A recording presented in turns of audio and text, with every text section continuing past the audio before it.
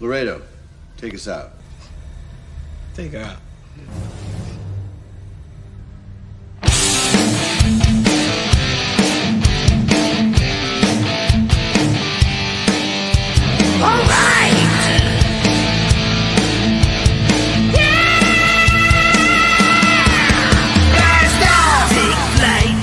Every Friday night, join the fun and let's go OffWorld. Geek out with us live, where the nerdiness will thrive. Buckle up and let's go OffWorld.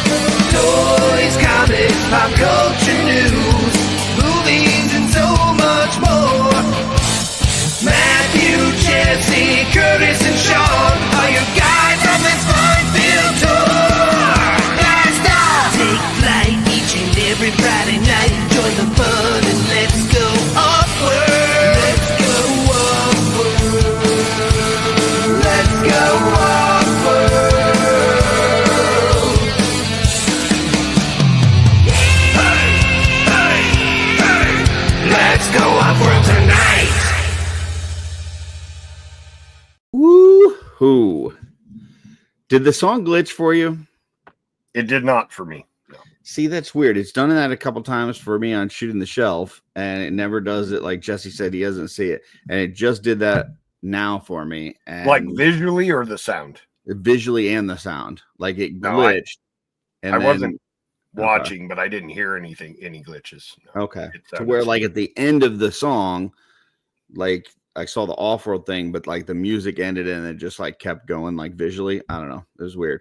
Let me know, folks, in the chat. Was it good for you or did it glitch? Yeah, you know what? I'm with Oz. I think we got to play it again.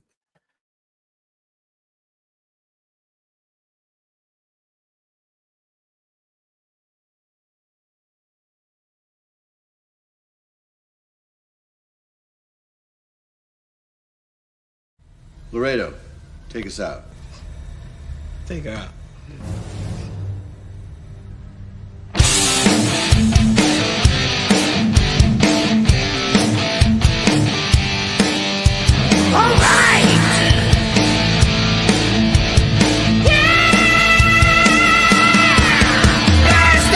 Take flight each and every Friday night. Join the fun and let's go OffWorld. Geek out with us live, where the nerdiness will thrive. Buckle up and let's go OffWorld. Toys, comics, pop culture news, movies, and so much more. Matthew, Jesse, Curtis, and Sean are your guides on this fun-filled tour. Blast off! Take flight each and every Friday night. Join the fun and let's go OffWorld. Let's go OffWorld. Let's go OffWorld. Hey, hey, hey. Let's go OffWorld tonight. Woo-hoo. Now that was much better for me anyway. Yeah, now zero I'm into it. glitches. Yep. Yeah, what anything you got to say to the folks out there, Joe? Kick the tires and light the fires because Yeah. we're going OffWorld. We are. We're gonna talk pickups. We're gonna talk a little wrestling. I think one of my kids may join us for the wrestling segment. We'll see. She was on the fence. And we're gonna find out, as my tag there says, we're gonna find out what you gonna do, brother, when I have the wild runs on you. Yeah, very diarrhea. Yeah. So I'm pretty sure that's what he used to say. Something like that. Yeah. We got a And lot. we'll probably talk about the figure obscure, right? Yeah, I guess whatever, we got let's see, we got out there. We got Blake, aka Recon Rage. How's it going, sir? Henri Yu is out there. Dub 3. Dub 3. James Samudio. We got Oz out there. Oz will not be on screen with us tonight, folks. Got a little bit of the allergies hitting him up. Voice is gone, so his fingers are working, He'll be typing, but he's not going to be on screen. You're not going to see his lovely face unless I can pull up a picture. We'll see. Maybe Oz will send me some like naughty pictures and I can throw them up on screen throughout the show. We got Darla Ackerman. Speaking of naughty, oh no, sorry. I know her. Kevin McCoy is in the chat. We got Guaisagwe Echevarria. Let's see. JMax77 is here. We got Stacy Lin, 2 times the Lin. Scrolling. We got Hank is here. We got Hulasum Warlock. Will Purple Gang be joining us? We don't know. We don't know who's going to join us. Rhea Black in the house. Got Benny Torres. What's up, Benny? Gina is here. Gina Marie, what's up? Got Rob Zamora, El Spooky Zorro, the #1 most comfortable shirt in the whole community. We've got Dave Orkin is in the house. I believe he made that shirt for Rob. So welcome, Dave. Got Terrence here, the T word as we've come to know it. I am TJ Williams. The H is most definitely silent. We got William Husted is here. And we got JD Gibson. I think that's it. I think that's everybody. Hey. But we got a few more people that are going to join us on screen. Got some couple folks with us now. We may have some more folks later. We'll see. We'll see how it goes. But welcome everyone. Thank you yeah. for joining us on OffWorld. Oh, and Starscream is here. So I'm personal friends with Starscream. Sorry, Starscream. Since I was a little kid, I've got pictures to prove it. No matter what everybody says. A semi-regular on the show. He'll be slinging his hair and flinging the poo. We got Dylan with us. What's up, Dylan? What's up, Dylan? You're muted, Dylan. That is so. I am muted, and now I have to leave the show permanently. What's up, everybody? Dylan has a bunch of pastel eggs behind him. He's going to be hiding afterward. I have green flavor. Oh, and yellow flavor. If anyone would like an egg. And you're wearing a shirt that says motionless in white, but it's purple. Yeah. Okay, you know what, Joe? I'm just pointing out stuff. And we got action figure girls here, so we got a couple Orkins with us. So right on. Next, joining us on screen, the man with the most comfortable shirt in the whole community, El Spooky Zorro himself, Rob Zamora. What's up, Rob? What's up, Rob? Hey guys. What's up, Rob? How you What doing, up? sir? Good. Awesome. Brian Lynn just joined us. So we got 3 Lyns, 2 Orkins for those keeping track at home. We got Freaks Figures here. So what's up? So I think let's start with some pickups. We'll go to Joe like we normally do at first. So Joe, what do you got? I got a couple things. First, I saw that the Kai Labs, this little night outfit for the skeletons, popped back up on 5K. Went ahead and snagged one. I haven't got a chance to actually put it on a figure yet. It was a cool looking set. So cool. Envious of all you guys that had it already. So grab me one of those. And then I don't collect pops, but I started getting some of the D&D ones. So I figured if I was getting those, I'd better get a Dress Jordan and Guinevere. So I got, and I ordered it from Amazon, and it was marked down, I don't know, like $17. And they sent me 3 of them. So, okay, I've heard of Drist before. What's the other thing? Guinevere is it's a figurine of wondrous power that's also his pet. Oh, So okay. he can like summon a panther to fight with him, and it's also like his best friend. So Very cool. but yeah, they sent me 3, so now I've got more Drists than I know what to do with. So Nice. And that's based on Dungeons and Dragons? oh yeah. The Drist novels have been around. It started with Icewind Dale in the 80s, and then he was a minor character in that series, and then he was so popular. Like with a pickaxe? No, as in lesser. Like not the main character. And Gotcha. he was so popular that he got his own series of novels, and they're still going to this very day. Gotcha. So is he as famous as like the Motu Vecna in D&D? Oh, way more famous than that. Yeah. Oh, wow. That's Yeah. pretty And impressive. he's actually himself. Oh. And not a lame copy. So yeah. This is the point of the show where I go to Oz to show off Vecna. It's okay. Is I Vecna can an actual stand D&D for Oz character? tonight. And Joe, I'm happy to report that I have taken care of the problem, Oh, and there's no more D&D Vecna for you to worry about. wow. He's disassembled. No disassembled. Thank you, Dylan. I Stephanie. appreciate No it. disassembled. We also found out that He's his been armor is a spider, not a crab. We did. We hold on. I was gonna get to this later, but go ahead, Dylan. Let everybody know what Okay. what So- you found out, On the infamous crab armor of which we've been Joe's- talking about for quite some time. Yes. Oz, I hope that you're still watching. This is very important, Oz. Yes, Oz missed this the other night. So I was looking at the armor, and you can tell that it is sculpted to have 8 legs, but 2 of them are fused together that make it look like crab claws. Mm-hmm. So I said, it's a spider, not a crab. And everyone argued with me. And then, Mostly me. yeah, I was mostly going to say Curtis, not but everyone. that's normal. 'cause I don't. Yeah, care. mostly me. And we looked it up, and it is in fact a spider. It is a So- spider. Yep. That is the most crab-looking spider I've ever seen, though. It sure is. It sure is. But it is a spider. And now, because of that, Joe's opinion has changed, and he does not want 100 Vecnas at Legion's Con, folks. So be on notice. He does not want 100 Vecnas. He wants 200 Vecnas now because it's got the spider armor. So make sure that you're out there looking for the Vecna He-Man 2-pack.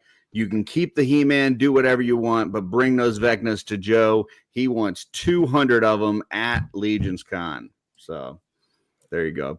I helped you out, Joe. Go ahead. Piss off, Curtis. All right. What else you got, Joe? That's it. That's it? That's it. All right. All right. Well, Dylan, we're over to you then. What do you got? Okay. So I have this corpse. Sad. I did. I went to the Wayne, New Jersey toy show last weekend, and I did get this 2-pack. There's a reason that Vecna is now dead, and I will show that a little bit. Because later. you're making a Vecna custom for Joe. Correct. Nice. So I got that 2-pack. I also picked up She-Hulk, the Marvel Legends. She's very bright. She Unless is. that I gives you think light. I'm gonna dry brush her with a more natural color Mm. because she's very, very vibrant. Mm-hmm. I got. So at the same toy show, there was a vendor who I actually got the She-Hulk from. Had a bunch of random loose pieces and loose figures on. Is digging through his parts bin, and he had a bunch of like Build-A-Figure parts for $1. Mm-hmm. And there was a bunch of pieces to the Marvel Legends Blackheart, so I bought a bunch of them, and then by now I have the whole figure. Oh, nice. So I have the Marvel Legends Blackheart. Badass. I do not know that character. I believe he's a Ghost Rider villain. He's the son of the devil, and he Oh. is I think in the Nicolas Cage Ghost Rider, he was the dude in the suit. Technically, yeah. yeah. In that wave, Starscream says loves the She-Hulk, just hates how the elbow knee color is a little different than the rest. So I'm not noticing that on mine, but it could just be because it's kind of dark in here. That same wave there was a Moon Knight, which the cape does not come with the figure. This is a custom cape I got a few years ago that I don't remember who I got it from. So I did that. And Lilith, who I don't know who this is at all, but It's I another needed the Ghost parts Rider to came villain. with. Yeah. Midnight Suns, the Midnight Suns storyline in Yeah. the 90s, she was the main villain for that. Okay. She's like a demon. Oh, cool. Okay. Well, now I know that.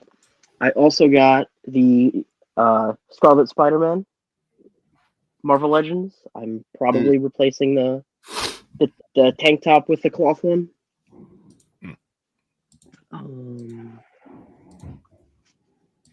I think that's it. Other than, That's I might as well just show this off. quite a few now. pickups. Oh, Yeah, I'm making a Mythic Legions Vecna for Joe. wow, that's impressive. Thank you. He's gonna love that. Yeah. So So that's Yep. pretty I nice. had to. Yeah, very nice. Pretty Thank amazing. you. Thank you. Um, That's everything. awesome. Well, we will go to Rob here in just a second, but I did get a naughty picture from Oz. Unfortunately, it's sideways and I can't turn it upright, so you're just gonna have to get it sideways. So there we go. This is Oz in the shower. So Wow. so there you go. It would have been such a much better picture if he had held up. I actually think it's right side up. Just Oz is sideways. Yeah. He's sideways. He's laying on the floor on his side. Yeah. Oz, next time, in fact, every time that you go to the shower from now on, I expect you to bring a Vecna with you. So, As a neutral. all right, Rob, it's up to you. What you got to show for pickups? I haven't gotten anything much lately. I got this guy. Okay. Right on. Mark got it from was it Toyland, I think. Kind of held off on him for a while, but then I saw a lot of people posting him, and I was like, I kind of want him. I know I've seen Oz use that armor. He stole it for his barbarian. Yeah. Armor. And then I've just been picking up. I kind of been just focusing just more on Mythic recently, but I got another Sir Elijah. Ooh, very nice. Wherever it is. There we go. And I got another Armory hammer. I love that guy. Ooh, that's cool. Yeah, very cool. Where's the soft goods from on that? That's ripped up work shirt. Nice. Yeah. That's very cool. I like Awesome. that. And then I found pieces of trying to make my female Sir Gerard. So all I gotta do is make the cross on her, and then she should be good to go. Very cool. Right on. Yeah, that's pretty much it. All right. Let's see. And the shower picks keep on coming. Here's another one that I just got in. So so there you go. I don't even remember this. I must have been a MesquiCon thing or something. Yeah, maybe somebody slipped something into my That drink. must be a big shower. Yeah, I don't know, man. That's I don't even remember this, but yeah. Yeah. So, Well, we've all had those a little bit too much to drink nights, yeah, this is true. And the message that I got sent with that was it's toe scrubbing time. So so there you go. Forget dropping the soap. It's time to scrub the toes. Yeah. Benny, the real question is, why aren't you? I don't know. All right. No, I don't wear socks in the shower. All right, so it's time for my pickups. But first of all, I'm wearing the Thanos normally, the snap, the whole inevitable, but I don't feel right with Rob being here. Woo! Yeah. Oh man. Come on, man. Look at that. Look how great that is, right? Curtis, you got to charge for that. Nah, come on. If Rob's gonna come and join us, you got to put on the shirt, right? Oh, it's so nice. Like I could take a nap right there. Yeah. It's like a hug for your soul. That's what it is. Yeah, looks pretty sweet, man. Yeah. Look at that. Very nice. Yep. Little foxy right there. All right. Now that I'm better, let's see. A couple things. Number one, Gabriel from the Glyos community. He was up at MesquiCon, met him, got a couple cool Glyos that I showed a while back from him. These Battle Beast ones, and that's not my show off. So I'm just kind of. Well, he was looking for some mythic parts to finish off some vampires. He needed a spear, and he needed oh God, help me out, Joe. The vampire older one starts with a C. Carpathius. Yes, Carpathius. He needed his sword. So, which, it's a little bit different. If you look at the paint, it's a little bit different than some of the other of the same size of that sword. So I just pulled the one out I had in my display, my figure, which, it doesn't matter to me. I sent it to him, and then I just replaced it with one of the other mini swords I had. But yes, Carmelo is definitely the vampire that I was talking about. But he sent me a couple things in return. I didn't need anything, but I appreciate it. He sent me this little guy here. So I don't know that this is technically classified as a glass because it doesn't have any swappable parts, but it is Glyos type looking.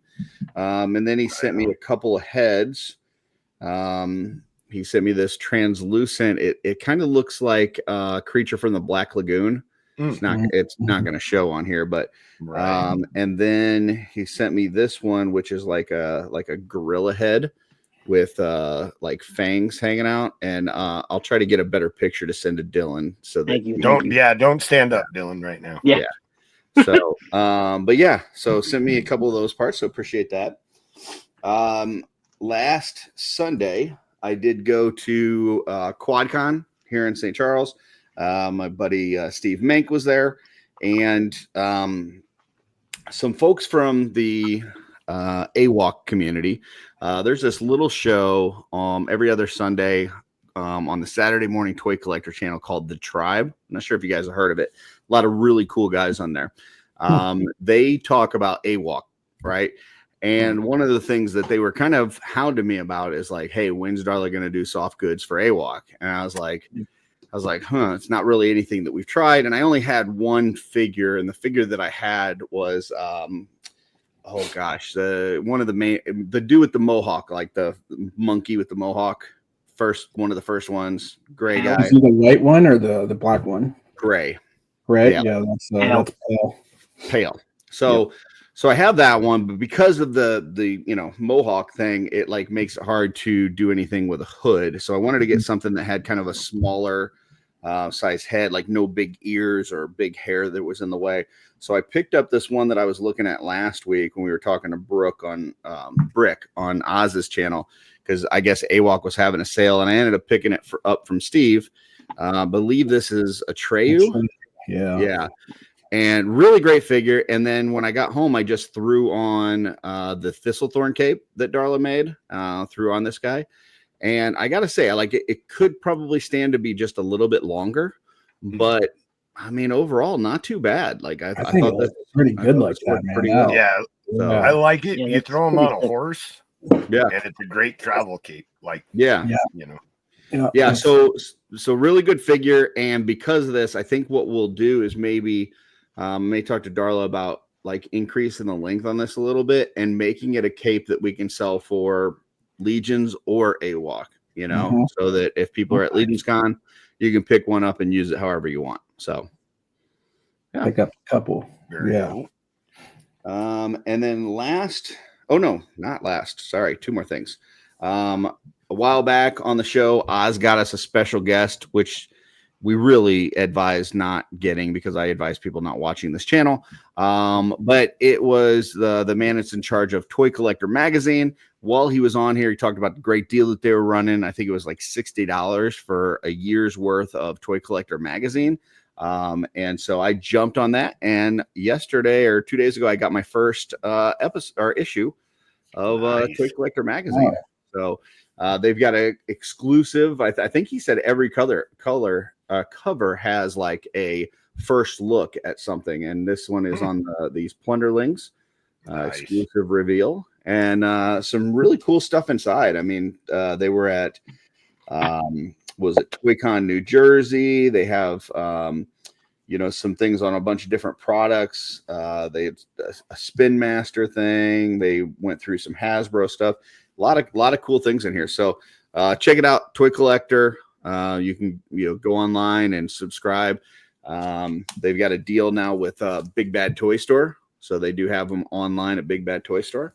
How does the magazine? Yeah, Bill's asking how does it smell. He said he loves the magazine smell. It smells like a magazine. So I don't know. It smells like something that I can appreciate because when you look into it, look at that, more pictures than words. So I like it. I like the pictures. You know, Show us I the can back. randomly flip to any page, and guess And what? there's pictures. Pictures. Look at that. Nice. Like that's my type of reading. Show right us the there. back of the magazine. Yeah, I want that Robotech figure. There you go. Yeah, that's the Cyclone from Robotech. And last but most certainly not least, I've been excited about this. So I saw this on a Marvel board that I'm on, and knew I had to get it. And it's this, like, I'm assuming 3D printed, but it feels really nice. Ice sculpture thing for your Iceman, and Nice. yeah, it is super dope. So I've got a little X-Men set upstairs, and this will be going. He'll be looking down on the Sentinel and getting ready to blast him with some ice. So Nice. Where did you get that? from eBay, and I think it's like $40. But I guess the guy has sold just a ton of them because it's like really popular. Let me see if I can find the Noble Merch ANCO, Noble Merch Antco. But it is called the Ice Slide Power Effect. So there you go, Ice Slide Power Effect. But yeah, it's actually it ended up being $54. Sorry, it's $54.95. But man, I love it. So I'm excited. I did take a picture of it quickly today. So that was it in a Billy bookshelf. So yeah, I'm pretty excited about that. So Nice. All right, we've got a little bit more housekeeping, and then I think my daughter may be joining us to talk a little bit about wrestling. Hold on one second. Holding on. Oh, Yeah, I gotta let her know.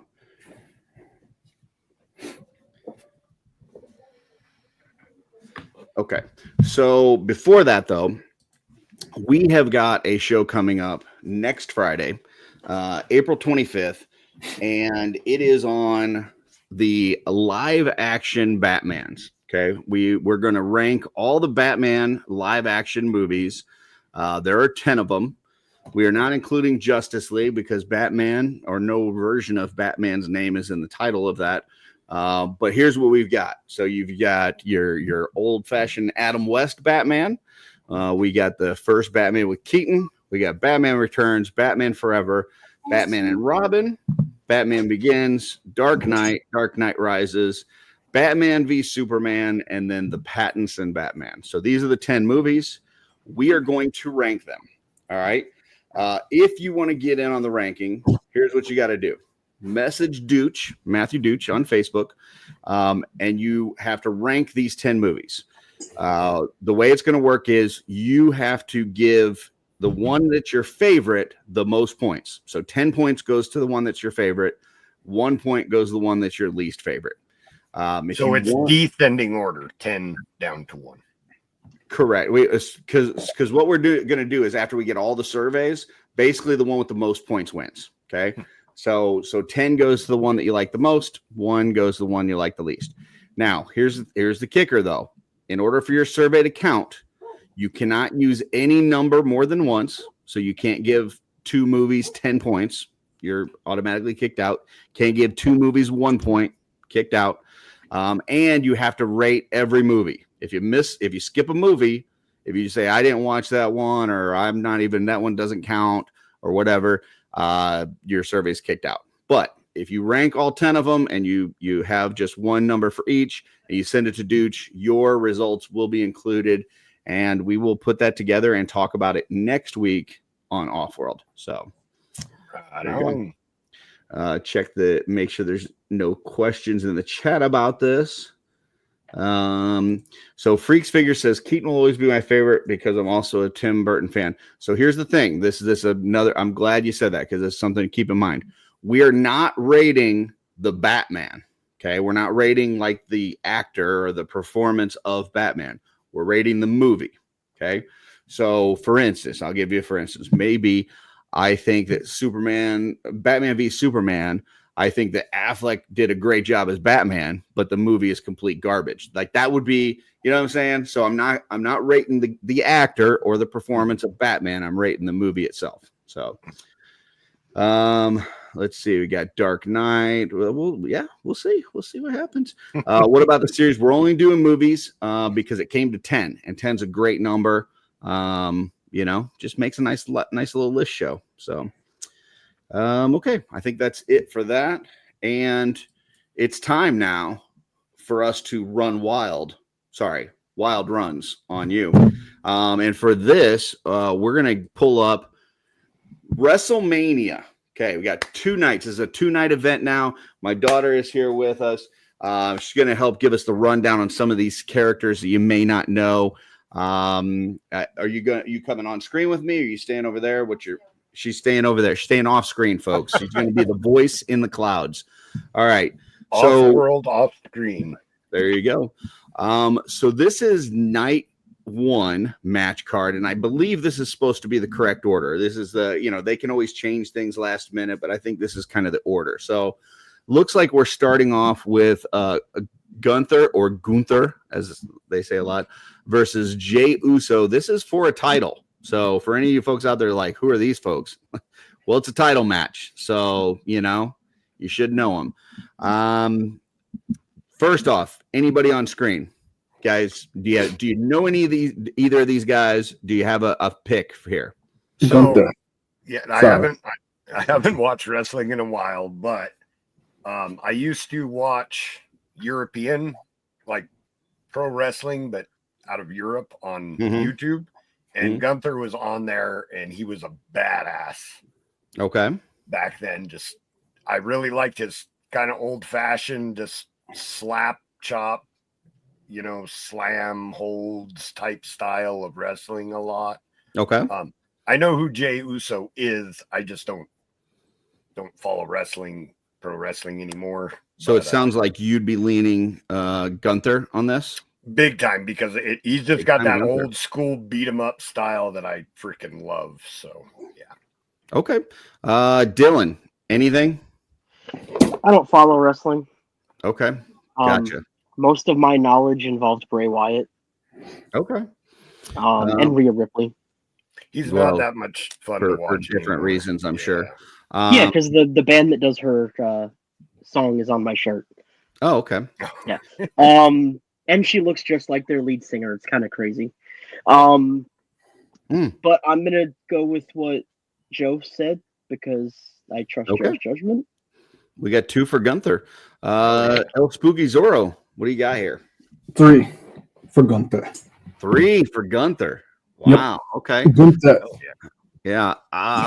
I think that Jey Uso is very over right now. I think the fans really love him.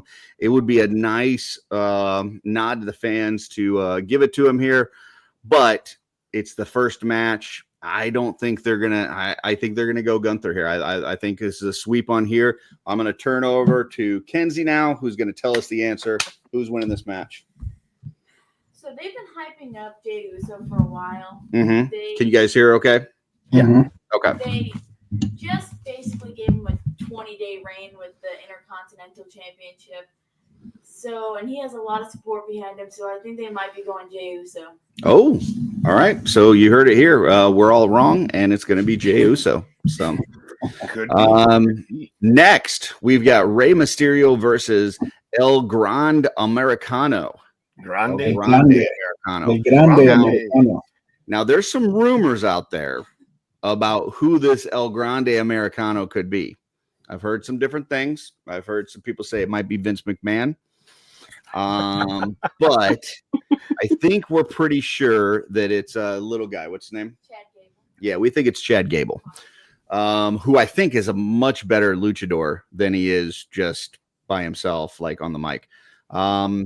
So I'm going to go first. I'm going to say El Grande Americano on this one. But also Not sure if you guys know this, but Rey Mysterio killed a guy. So there you go. In the ring? Yeah, in Mexico. So wow. man, hit him with the 619, did it weirdly, and guy Take the died. head right off. Huh? Yep. Yeah. Rob, who you got here? I'm gonna go with El Vente, Rey Mysterio. Okay, Rey Mysterio, got one for Rey. All right. Joe. I love Ray, but he's old, and in WWE, I don't even know who this other dude is. Mm-hmm. And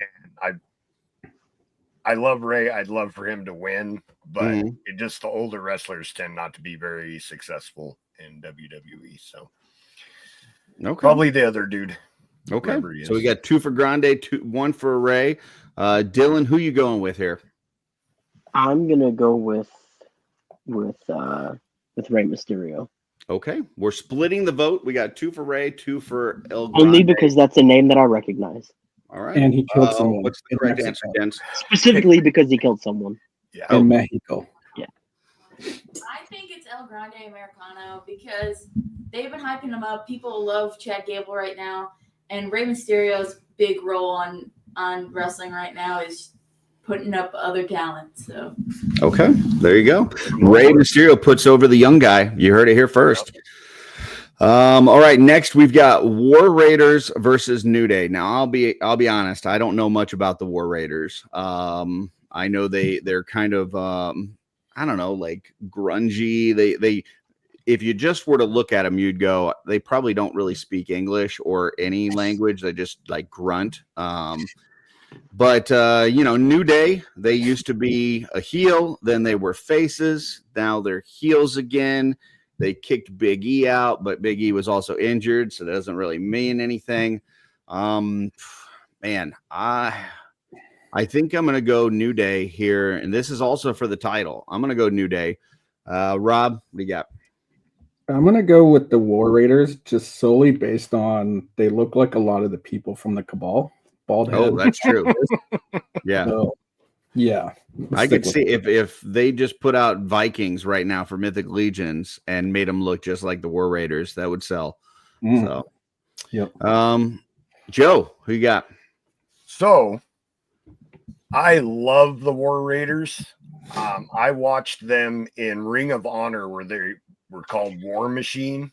Okay. And those two dudes are badass. Again, like they wrestle in that old beat 'em up style that I love. The big dude does like flip moves. I don't know if he still does, but he used to like do springboards and stuff like that. Like I'm getting yeses from next door here. Okay. So yeah.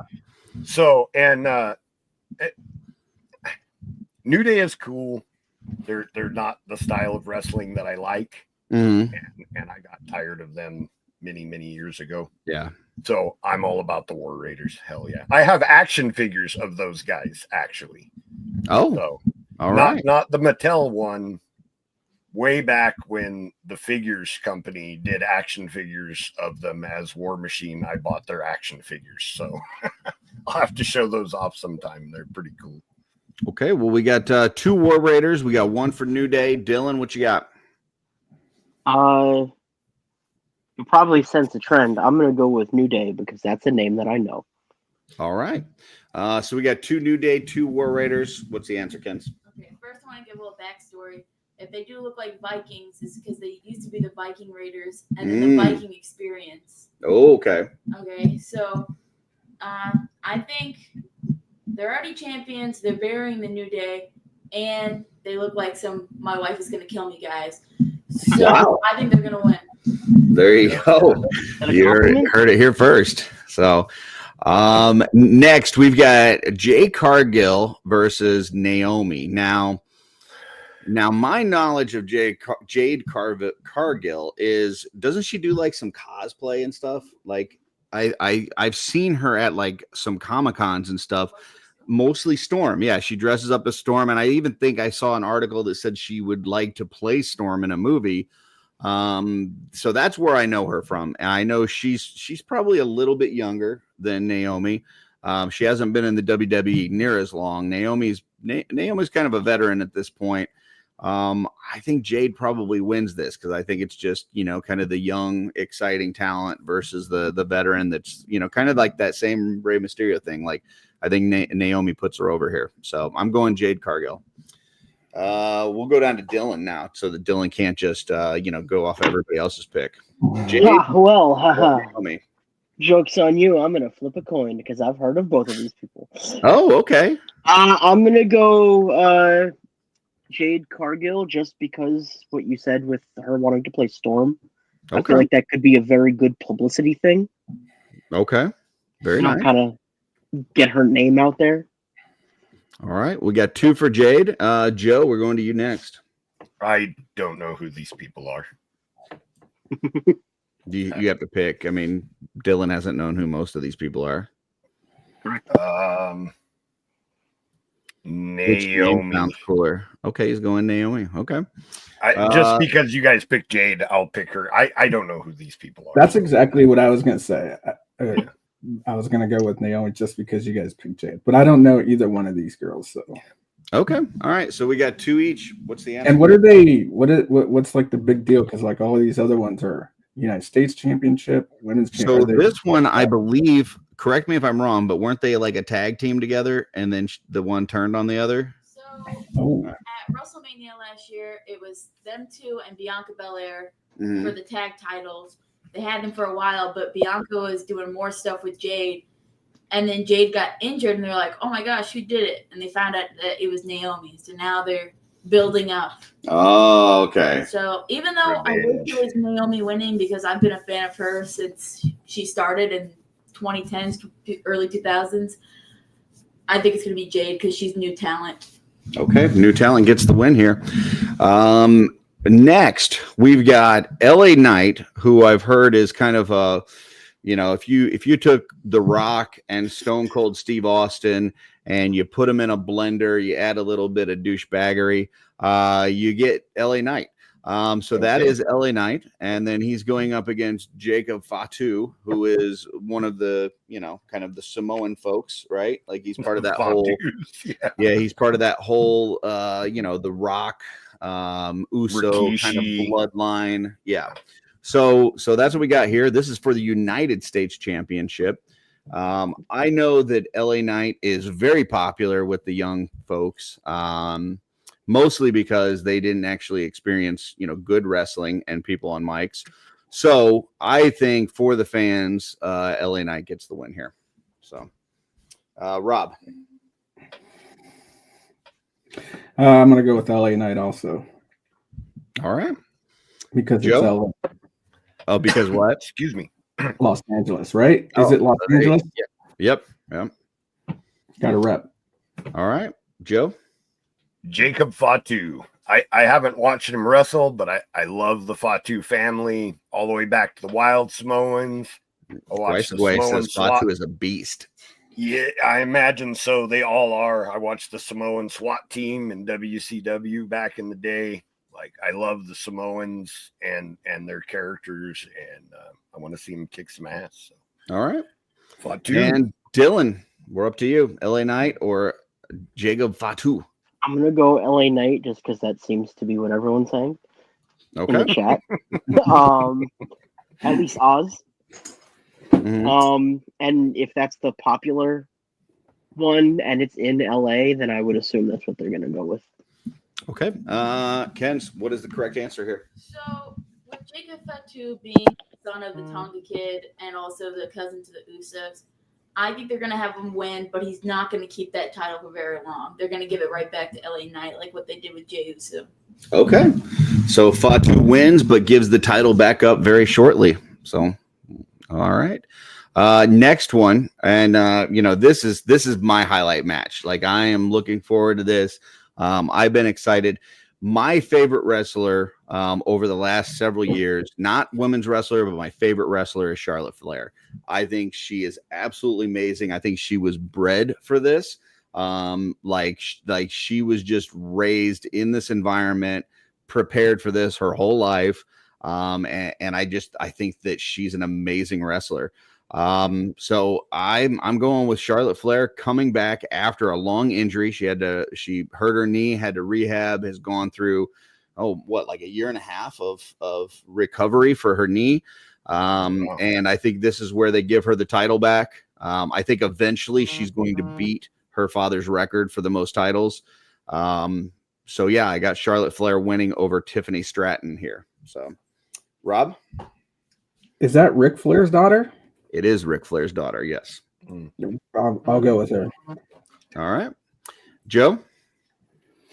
So I don't know who Tiffany Stratton is, so this probably isn't fair.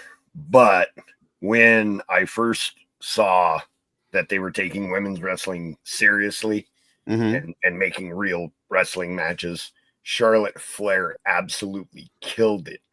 Like, she is so, or was, I haven't watched in a long time, but she was so good in the ring. So I'm going Charlotte Flair just for the small sample size I saw. Like, she's one of those like generational champions for sure. Okay. And Dylan. It's clean sweep. All right. We got a bunch of Charlotte Flairs. I can tell you that's not going to be very popular opinion with the judge, because I know the judge loves Tiffy time. Here we go. What's the correct answer? I hope that Nepo Baby loses. Wow. It's Tiffy time.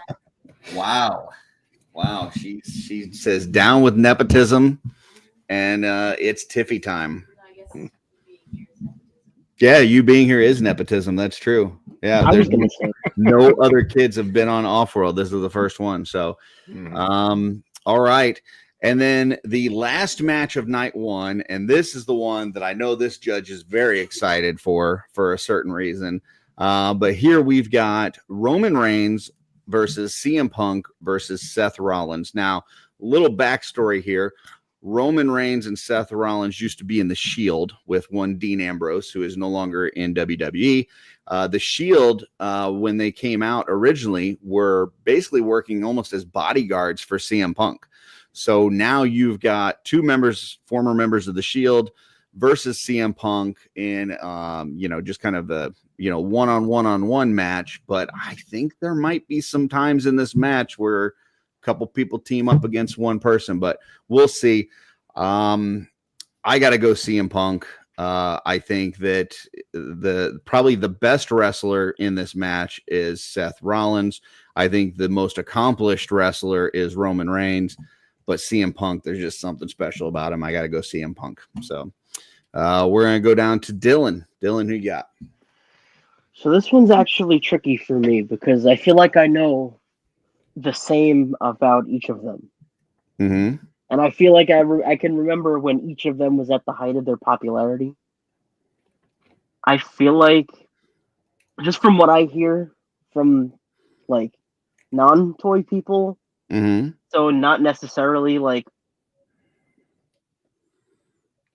just kind of more of, like, pop culture stuff, I'm going to go Seth Rollins. Oh, I feel like that's a name that I hear more from just people. Well, he is part of the power couple. He's with Becky Lynch, and the two of them together, they're married, and they've had a kid together who's definitely going to probably be a wrestler, if I had to guess. And they both have been champions multiple times. So, yeah, he's definitely got a strong following. All three of these guys do, really, though. So, Joe, who you got? Well, all three of these guys are very accomplished wrestlers, but the pipe bomb changed modern wrestling. I think that CM Punk is gonna, have these guys go to sleep and walk out the champion. Hell yeah!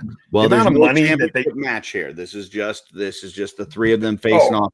Now, I will say there's probably a good chance that whoever wins this match will be next in line for championship. Would be my guess. But yeah, right. This is just for bragging rights. Okay, yeah, I didn't notice that there wasn't a C next to that one. However, the amount of money they had to pay CM Punk to get him to come in, it seems like a waste to not give him like some title shots. You know what I mean? Yep. He is a little old, but man, that guy's got the riz, as the kids say. He does have the riz. You got my daughter with that one. All right, Rob, we got 2 for CM Punk. We got 1 for Seth Rollins. Who you got here? CM Punk. Yep. 3 for CM Punk. All right. Ken's, what's the correct answer here? Okay, I have a little bit of a elaboration. Okay. First of all, there is something on the line. It's for the Oh. custody of Paul Heyman. Oh, okay. So the winner gets Paul Heyman. Yeah. And I will say in 2013, 2014, CM Punk beat the whole Shield by himself. So, and he's my favorite wrestler, so I think it's got to be CM Punk. There you go, folks. CM Punk is the winner. That is night 1 at WrestleMania. So we'll see. We'll come back and see how we did after WrestleMania is over. Night 2. Here we go. So this is the card layout so far for night 2. We think there may be one additional match added, which as of right now we still don't know the additional match yet, right? Well, We don't. Right. We don't know who he's going against. So we'll get to that here in a second. But starting off, we've got a Women's World Championship triple threat. We got Io Sky versus Bianca Belair versus Rhea Ripley. I think, I think Rhea Ripley wins this. I think she's just too big and strong and popular. And, I think that she walks out with the championship here. So, Rob. I was going to say Sky on this one. Okay. Joe.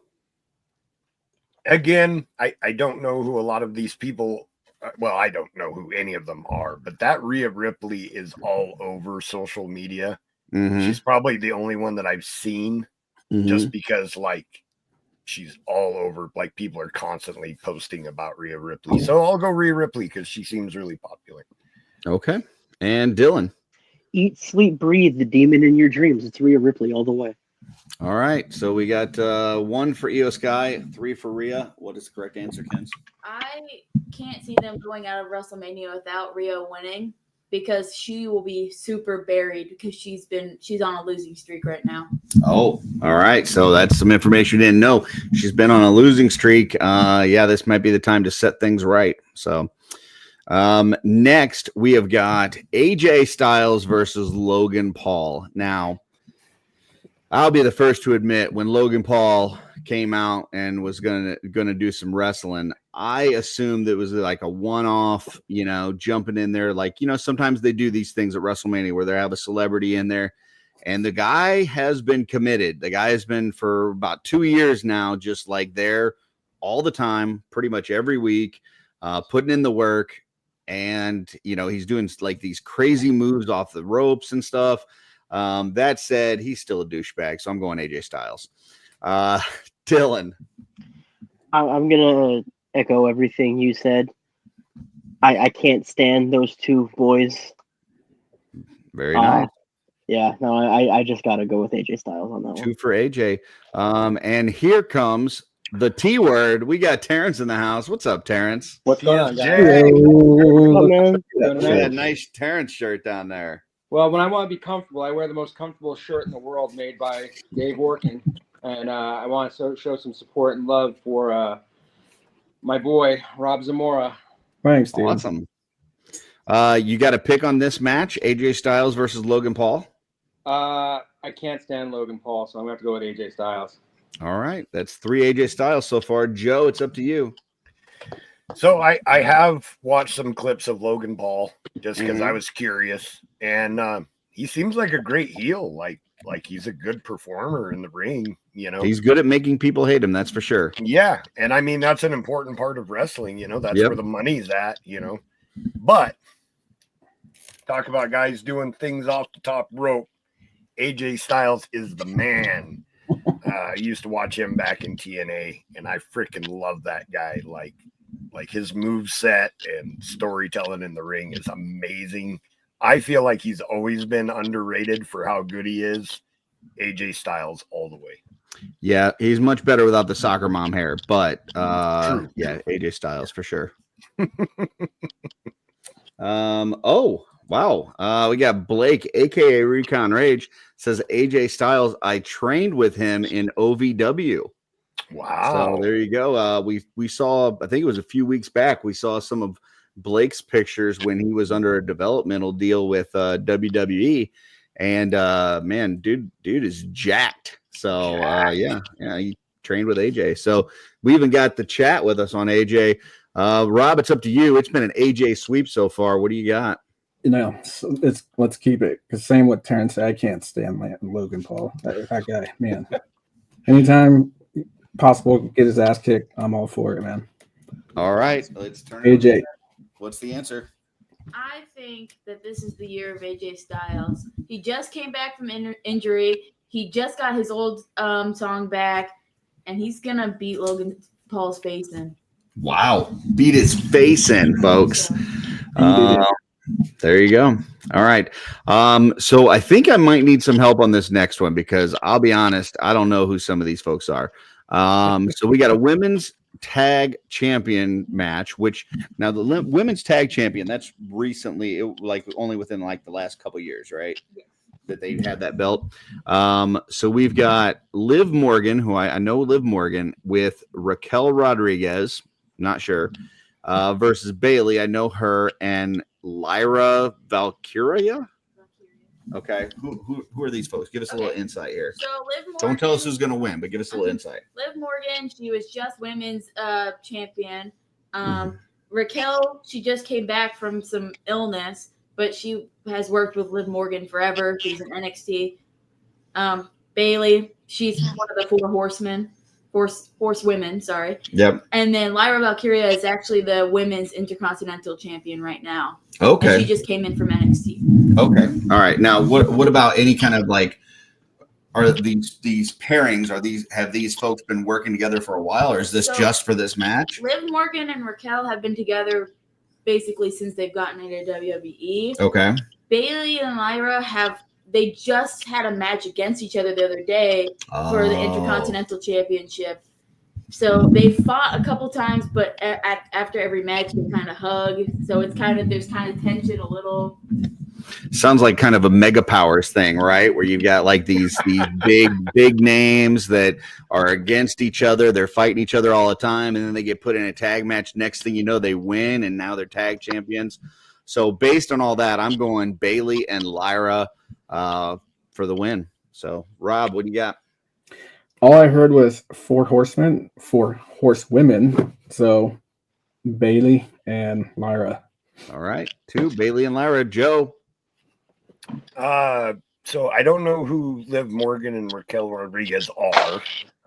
I know Bailey. I've seen her wrestle before, and Lyra Valkyria, I think, is Tara Valkyrie from Ring of Honor, which I used to watch. Okay. And she was kind of a badass in that. So I'm going Bailey and Lyra. Okay. That's 3 for 3. Dylan, who you got? I'm just going to agree with everybody else. Okay, that's 4. And the T word, Terrence, what do you got? I'm going to go with, was it Liv Morgan? Liv Morgan and Raquel. Okay, going against the grain. So we got 1 for Liv and Raquel. We got the rest for Bailey and Lyra. Terrence, what's the answer? I just want to say, first of all, I don't condone any of these people. I don't like any of them. Oh. But I think it's going to be Liv because Lyra already has the Intercontinental Championship. So I don't think they're going to have her have 2 belts. Old 2-belt going against them. Okay. Next, we have the Intercontinental Championship Fatal 4-Way match. This is Braun Breaker. Now, if you don't know Braun Breaker, he is it's Scott Steiner's son. Yep. Rick Steiner's son. Rick Steiner's son. So he's one of the Steiners. For some reason, they didn't let him use the Steiner name, but he didn't want to. I saw an interview with that. He didn't want to try and play off of his dad. Gotcha. But he does use the Frankensteiner. Yeah. And most importantly, tonight they were cutting a promo, and he used Steiner math to prove that he has 127% chance of winning this match. So want to throw that out there. You got Penta, who is a luchador, very high flying, crazy moves. You got Finn Balor, who I'm amazed is not injured because he almost always is. And then Dominic Mysterio, who is Rey Mysterio's son and one of the dirtiest like looking people you've ever met or seen in your life. Like I just want to smack him like for looking the way that he does. You know, yeah, Dirty isn't his name. It is Dirty Dom. So I'm gonna go Braun Breaker here. I think he is, you know, the rest of these are kind of like, you know, skinny, high flying, you know, crazy move things. And Braun Breaker is just a freaking beast, man. This guy, I think he's just gonna crush all three of these folks in pretty deciding fashion, much like the Steiner math that he used tonight. So T-Word, we're going down to you. What do you got? I mean, how do you go against 127% chance of winning? I mean, if you're doing Steiner math, I think I got to go with that, you know? Okay, we got 2 for Steiner math. Dylan, what you got? I'll agree with you guys. I would have said Finn, but Bray killed him. The demon's dead. I gotta go with whatever you guys are talking about. Now, I will say, if Finn Balor came out as Demon Finn Balor, that would probably change things. If he comes down with the demon makeup, I think that flips everything on its head. But without that, barring that, I got Braun Breaker. So I feel like they wouldn't do that just out of respect for Bray. We'll see. We'll see what happens. You never know. It's WrestleMania. Yeah, that's true. Joe, what do you got? So I love Penta's style. Like his matches are good. I haven't seen him in WWE, but I have watched him wrestle in other promotions, and that dude is talented. He does some crazy stuff. I love the mask and the eye, you know, the contacts or whatever that he wears. He's got a great look and a great style. Finn Balor, I love you know, he did the what was the gun thing in Japan? The Bullet Club, which was awesome, an awesome group of wrestlers. I've never watched Dominic wrestle, so I don't know. He's mostly there, like, he mostly like latches onto a girl and like helps them cheat to win for the most part. But yeah, gotcha. Okay, I've never seen him wrestle, so I don't know. But Braun Breaker is a freaking monster. He is. Like, I've seen so many clips of him just destroying people with these amazing Steiner moves. Like it takes me back to like when, you know, his dad and uncle were young and the type of stuff that they would do. And so Braun Breaker. All right, we got another for Braun Breaker. And Rob, we're at you. I'm gonna go with Penta. Ooh, all right. Nice. So we got 1 Penta, we got 4 Braun Breakers. We got a maybe caveat if Finn comes out with the demon makeup, maybe that's it. But Ken's, what is the correct answer here? So I want to say that first, Finn Balor and Dom and Liv Morgan and some other people are in a faction called Judgment Day, and it's definitely going to implode tomorrow or the next day. Okay. I guess night 2. So neither of them are going to win. So it's really between Penta and they don't even Breaker. have a chance. They're not even going to try. They're not even going to try. Yeah. And, you know, Scott and Rick, they fought in Las Vegas, WrestleMania 9. So this is Braun Breakers to win, I think. All right. Braun Breaker takes it. Next, we have a Sin City street fight. This is Drew McIntyre versus Damian Priest. I gotta say I'm biased in this matchup. I'm not a huge Drew McIntyre fan, but I despise Damian Priest, mostly because he spent a lot of time with who's that rapper that I don't like? Bad Bunny. Spent a lot of time with fucking Bad Bunny coming out, putting that guy over, like making it out like he's some good wrestler. Or he knows what he's doing when he was an absolute piece of garbage. And so I just can't see Damian Priest without like wanting to vomit.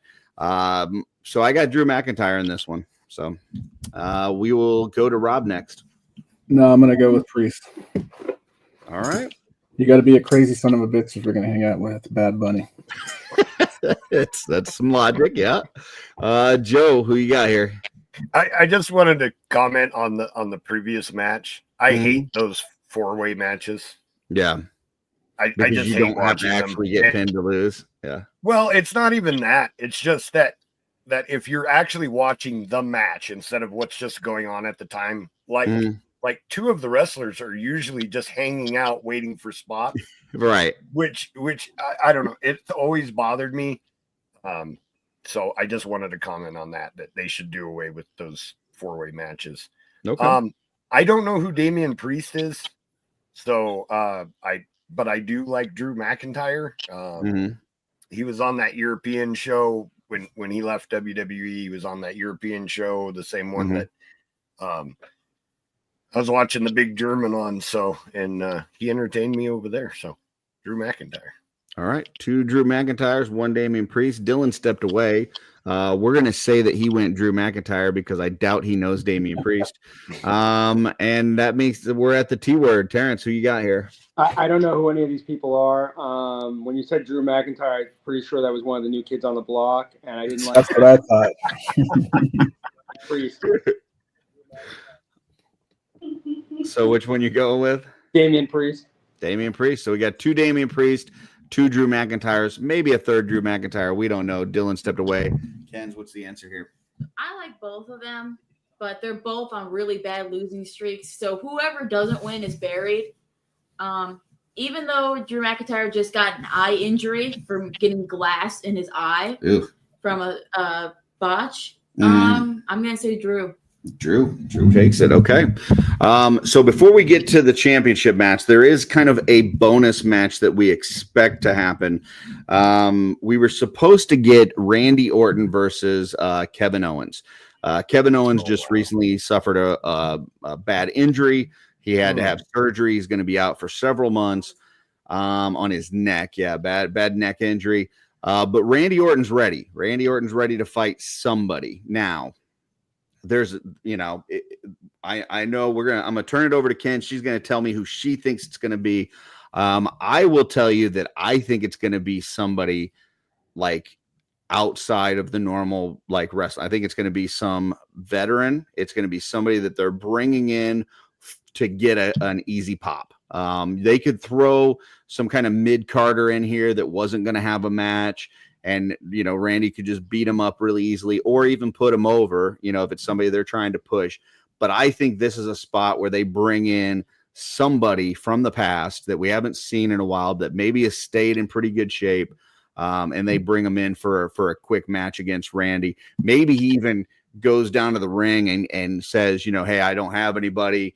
I'm calling whoever in the locker room wants to fight. Whoever wants their WrestleMania moment, come get it.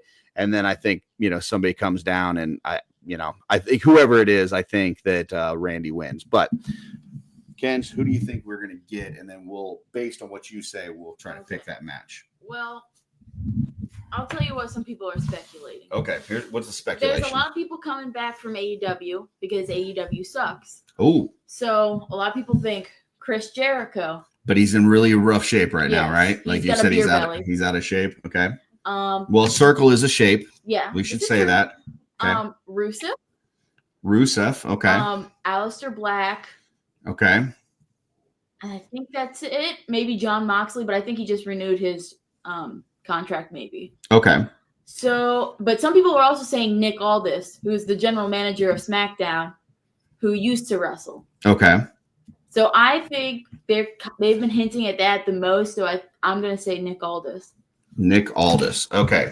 So what we'll do is we're going to pick, basically, you can have Randy Orton or The Field. You can have any of the people that we've mentioned or anybody that could pop up. So do you think it's going to be Randy Orton or whoever goes against Randy Orton? I'm going to go Randy Orton because I don't think that there's anybody that just comes out and beats him. Rob, you got Randy Orton or The Field? The Field. The Field. All right. Joe? Well, I don't see Randy Orton just putting anybody over without, some kind of build-up or a reason for him to lose. Yep. He's just not that kind of performer. But Kevin Owens was friends with a redheaded guy, right? With a beard? Sami Zayn. Yep. Sami Zayn. And he's not... Well, she says he hasn't been on TV in a while and he doesn't have a match. So that's why, it would be good for him to come out and be like, my buddy Owens is down and I'm going to take his place. And he usually puts on an entertaining match. He's a little goofy bastard. So, well, he's probably bigger than me. But Hold on, we got some commentary here. Kevin Owens and Sami Zayn just had a match, like that was Kevin Owens' last match, where they were, as the kids say, beefing. Oh, they And were beefing. Randy the Orton. kids say that. Sami Zayn. Oh, Randy Orton saved Sami Zayn. But I could see where that, like, you know, kind of turned that around. Like, you know, Look at look what Blake is saying. Recon Rage, Brock Lesnar. That'd be crazy. Brock Lesnar would be crazy, but I just don't see it happening with the lawsuits and everything going on. Like, that's, yeah, you may as well bring Vince McMahon back to fight him. All right. So, Joe, you're taking the field then? No. You're taking for a Randy? win. Randy's going to win. I'm Randy's just saying gonna win. Okay. who's a potential opponent, you know. Okay. I could see that kind of, you know, just a reason to get Sami Zayn a match at WrestleMania. Okay, so we got 2 for Randy. We got 1 for the field. Dylan, you think Randy wins or whoever comes out against him? Yeah, you can take all the wrestlers that we mentioned or Randy. I'll just go with Randy Orton. I don't know. Okay, we got 3 Randy Ortons, 1 field. T-Word, what you got? So I think it's going to be. I think that Blake Recon Rage has been holding out on us. I think he's going to show up. It's going to look okay. You know, I mean, Randy should win that match. You know, because he's Randy Orton. But I think Bill Dorkler is going to come out and help out from behind. He's going to hit him with a breakdown and do the pop and swap on him, and then that's going to. The lights are going to go down. They're going to see Randy on the floor of the mat, and just they're going to, you know, turn it up. So it's not like he really lost, but he kind of got guys. I love that is that his finisher move, the pop and swap? Pop and swap, yeah. Wow. That's cool. Okay, so Terrence is going off script and going with Recon Rage for the win. Kens, what do we got? What do you think? I think no matter who it is, it's going to be Randy because the next pay-per-view is Backlash, which is here in St. Louis, his hometown. He has to be over. There you go. You heard it here, folks. Randy's winning, and he's taking that win and coming to St. Louis. And she'll be there. She'll be in the stands. So, all right, there's one match left, and this one is for all the marbles, kids. This is the WWE Championship. You've got Cody Rhodes, who's the face, versus the once-in-a-lifetime heel, John Cena. John has turned heel, something that I never thought would happen, mostly based on his, kind of connection with the Make-A-Wish Foundation. And like he's done more Make-A-Wish than anybody else in history. And just based on that alone, I didn't think they'd ever turn him heel. But I gotta say, I really like him as a heel. It's probably been the best John Cena that we've seen in years, in my opinion. And I don't think he comes back and does this final year tour to lose here. I think John wins. He's wrestling. This isn't his last match. He's wrestling till the end of the year. So I think he takes the championship here and he drops it along the way somewhere, probably turns face again right at the end, to get a nice, ride off into the sunset. But I think John wins here as a heel. So, Terrence, what do you got? I mean, I like a lot of what you're saying, but I just can't see it. Okay. Because I can't see Cena. But it's going to have to be Cody. Okay, we got one Cody, one John Cena. Dylan, what do you got? I'm going to go Cena. It's his last one. I think he's going out with a bang. Okay. Joe? Yeah, I'm thinking that Cody is hot right now. Dusty was one of my favorite wrestlers of all time. Cody's got American Dream. That wasn't my favorite version. That wasn't my favorite version, not by a long shot. I just don't see them. John Cena's winding down. I don't see them pulling it off of Cody when he's as hot as he is right now. I'm going Cody Rhodes. A big point to make here by James. He's tied right now with Ric Flair. This would give him the edge overall. Most championships of all time is something to keep in mind here. Like if he loses this match, he's still got to wrestle till December, right? I don't see him getting another championship match. So this may be the last chance that he has to take that record. So, Rob. How long has he been a heel for? For what, about 3 months? Yeah, it's about 2 months. So it's going to be Cena. And only because if this is his last year, he's going to do that thing where he wins. They're going to drag it out for a bit, a few more months, come back. They do another match, and then Rhodes wins. And I think he drops it to him later on in the year, does the whole, handshake, respect, hug, and rides off. Totally. Yeah. So Cena. Okay, so we got a couple Cenas, we got a couple Rhodes. Ken's, this is the final match. What do you say? Okay, this is gonna be a little bit of a long one because this is a really complicated lead up. Buckle up, folks. So some might say that Cody Rhodes is the John Cena of the Triple H era. So handpicked. And John Cena, I don't know if you guys probably haven't been watching, but he's been saying that he's going to take the title and leave wrestling. Not bring the title back, ruin wrestling. Basically stealing what CM Punk did, but worse. So I think they're going to have Cody win at WrestleMania, drag this out a little longer. John Cena probably wins it at like SummerSlam and then does his title run a little bit longer, drops it right before he leaves. Okay. So you're predicting Cody for the win. Yes. Cody for the win now. Maybe John Cena gets it later in the year. Okay. We'll see. Either way, I think Terrence is right. You will not see John Cena. So, but yeah, that is WrestleMania, folks. So, any closing thoughts on what you think about this card overall, Kens, and how excited you are for the weekend? I think this WrestleMania is okay. I think compared to last year, it's kind of a stinker. Oh, last year a little bit of a stinker. Had a 2-year buildup. Mm-hmm. I think this one, the buildup to it kind of seemed like, oh, we should do this. Oh, wait, no, we should do this. And they're kind of building it as they go instead of thinking long term. Mm-hmm. But I'm excited for CM Punk. Most of the other matches, they're kind of stinkers, but we'll get through it. But we will have our family here, right? Yes. And I'm not doing any lives this weekend. Woo! So no, this is it. After tonight, folks, you will not see me the rest of the weekend. And what do we got planned for? We got a cake coming, right? Like what do we got? Ice cream cake, Dairy Queen cookie dough ice cream cake. Dairy Queen cookie dough ice cream cake, because we got some birthdays here. That her birthday was just yesterday. Okay. Happy birthday. Happy birthday. There you go. And then pizza. Pizza. What kind of special pizza, right? Little Caesars pretzel crust. Little Caesars pretzel crust with the cheese sauce that's just come back recently. Now I just got one of those this last Monday. It's like one of my favorite things. So good. Now here's what I'll tell you. I don't know if this happens everywhere, but our Little Caesars has done this thing since they've brought the pretzel crust back, where they will say, "Do you want the cheese sauce or do you want the regular pizza sauce?" Dude, you don't get pretzel crust and not get the cheese sauce. You got to get the cheese sauce. Okay. So I'm just throwing this out there, folks. If they ask you that question, try not to just look at them like they're dumb, but they're being dumb, and just get the cheese sauce. Yeah. Terrence.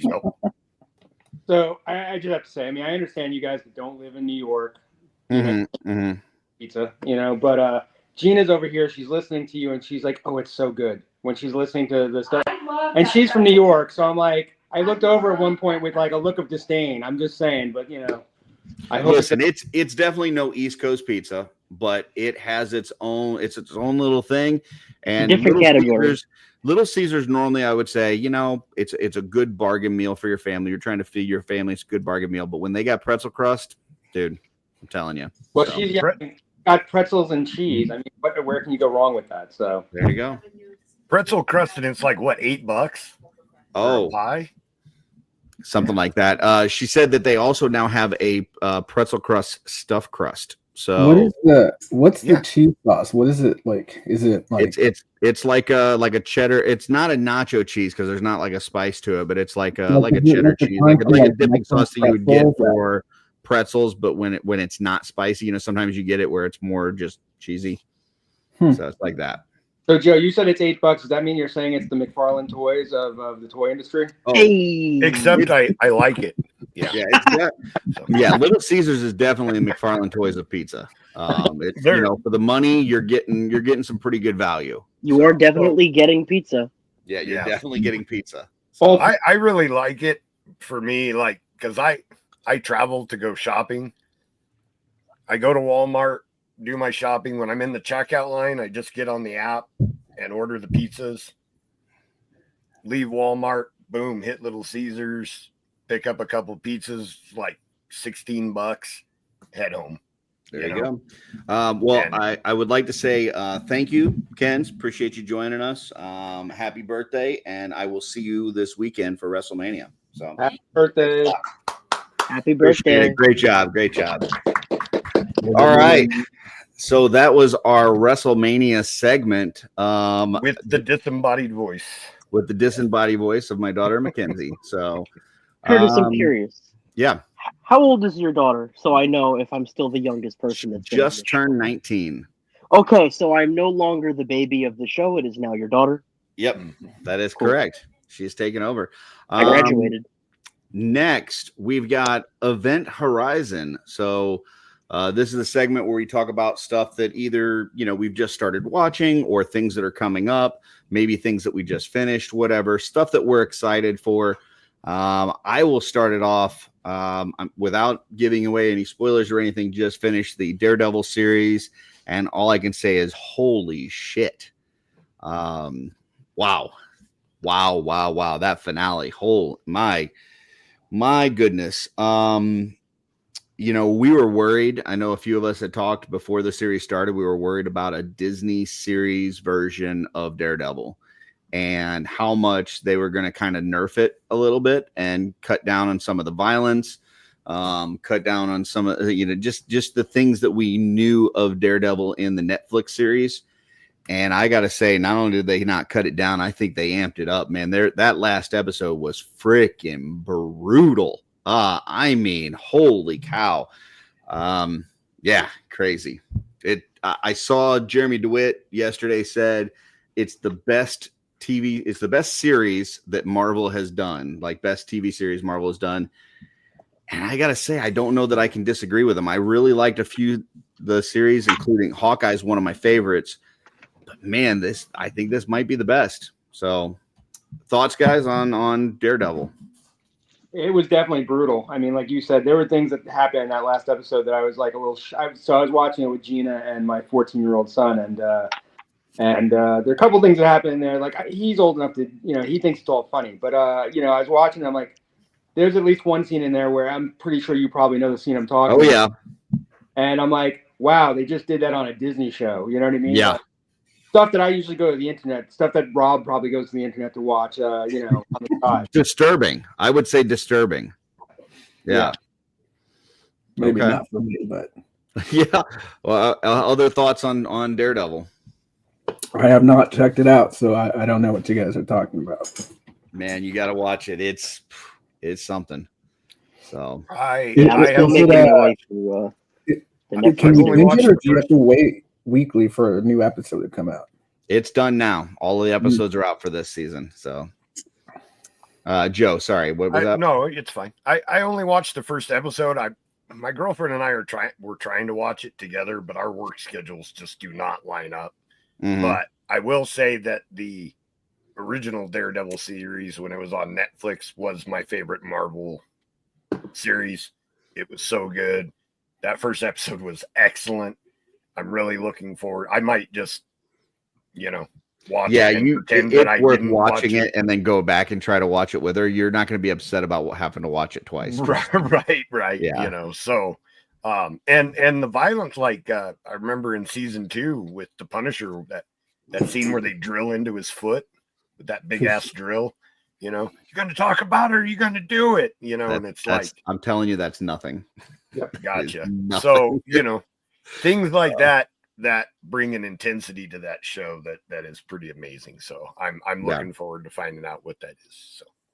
All right. Dylan. Oh, you're muted. I'm muted. I'm still making my way through the Netflix series. Making my way downtown. So Yeah. I'm really liking it. It's my first time watching it. Awesome. It's really good. What else? I can't even think of any movies that are coming out. Like, I mean, you got Superman coming soon, right? yeah, We well, got Superman, Fantastic Thunderbolts, Four. Fantastic Four. There was a new Fantastic Four trailer that dropped this that week. looks really good. I guess I'm thinking within the next like 2 weeks. I don't think there's anything. Okay. Thunderbolts, maybe. I know The Accountant 2 is coming out, which I'm really excited for. I loved the first movie. Another John Barenthal is in that. You know, you got Ben Affleck in it. It's the first one's really good. So, but yeah, what about some of those other ones we talked about? Superman, Thunderbolts, Fantastic Four. Anything from you guys? All of those look good. Yeah, I'm excited for all of those. I'm looking forward to watching 28 Years Later. You guys ever watched 28 Years Later? 21. Yeah, for sure. No, so I want to see how they finish that finally. And I'm wondering if Cillian Murphy is going to be in it or not. They, my understanding is from the picture that you know, they show him. It looks like he's a zombie in the picture that they used for the promotion. Actually, that's just a guy that looks like him. Oh, okay. It's no, like in the preview, but I heard it was a dream sequence. So okay. More to that. I heard it was like an extra that just looks like him. Gotcha. Okay. So they used him on purpose. Interesting. Yeah. Counting 2 next week. And Sinners. Yeah, what Greg Schmerber is saying. Sinners. I heard that's a pretty interesting movie. Okay. Cool. The patch 8 for Baldur's Gate 3 dropped 2 days ago. So that's the final patch. There will be no more. There will be bug fixes, but no more new content for Baldur's Gate 3. But it didn't really add anything, did it? Like it added a new subclass for every class. And but there no might be like more. New storylines or cutscenes or anything. Not that I know of. Okay. That's my limited knowledge. I was excited about the new subclasses. So. And last night I just binged Black Mirror. Have you guys checked that out yet? I am watching it right now with Darla, and dude, it's pretty good. Yeah, it's pretty good. Yeah. We had already watched the first 6 seasons. Season 7 just dropped, and yeah, I'm liking it.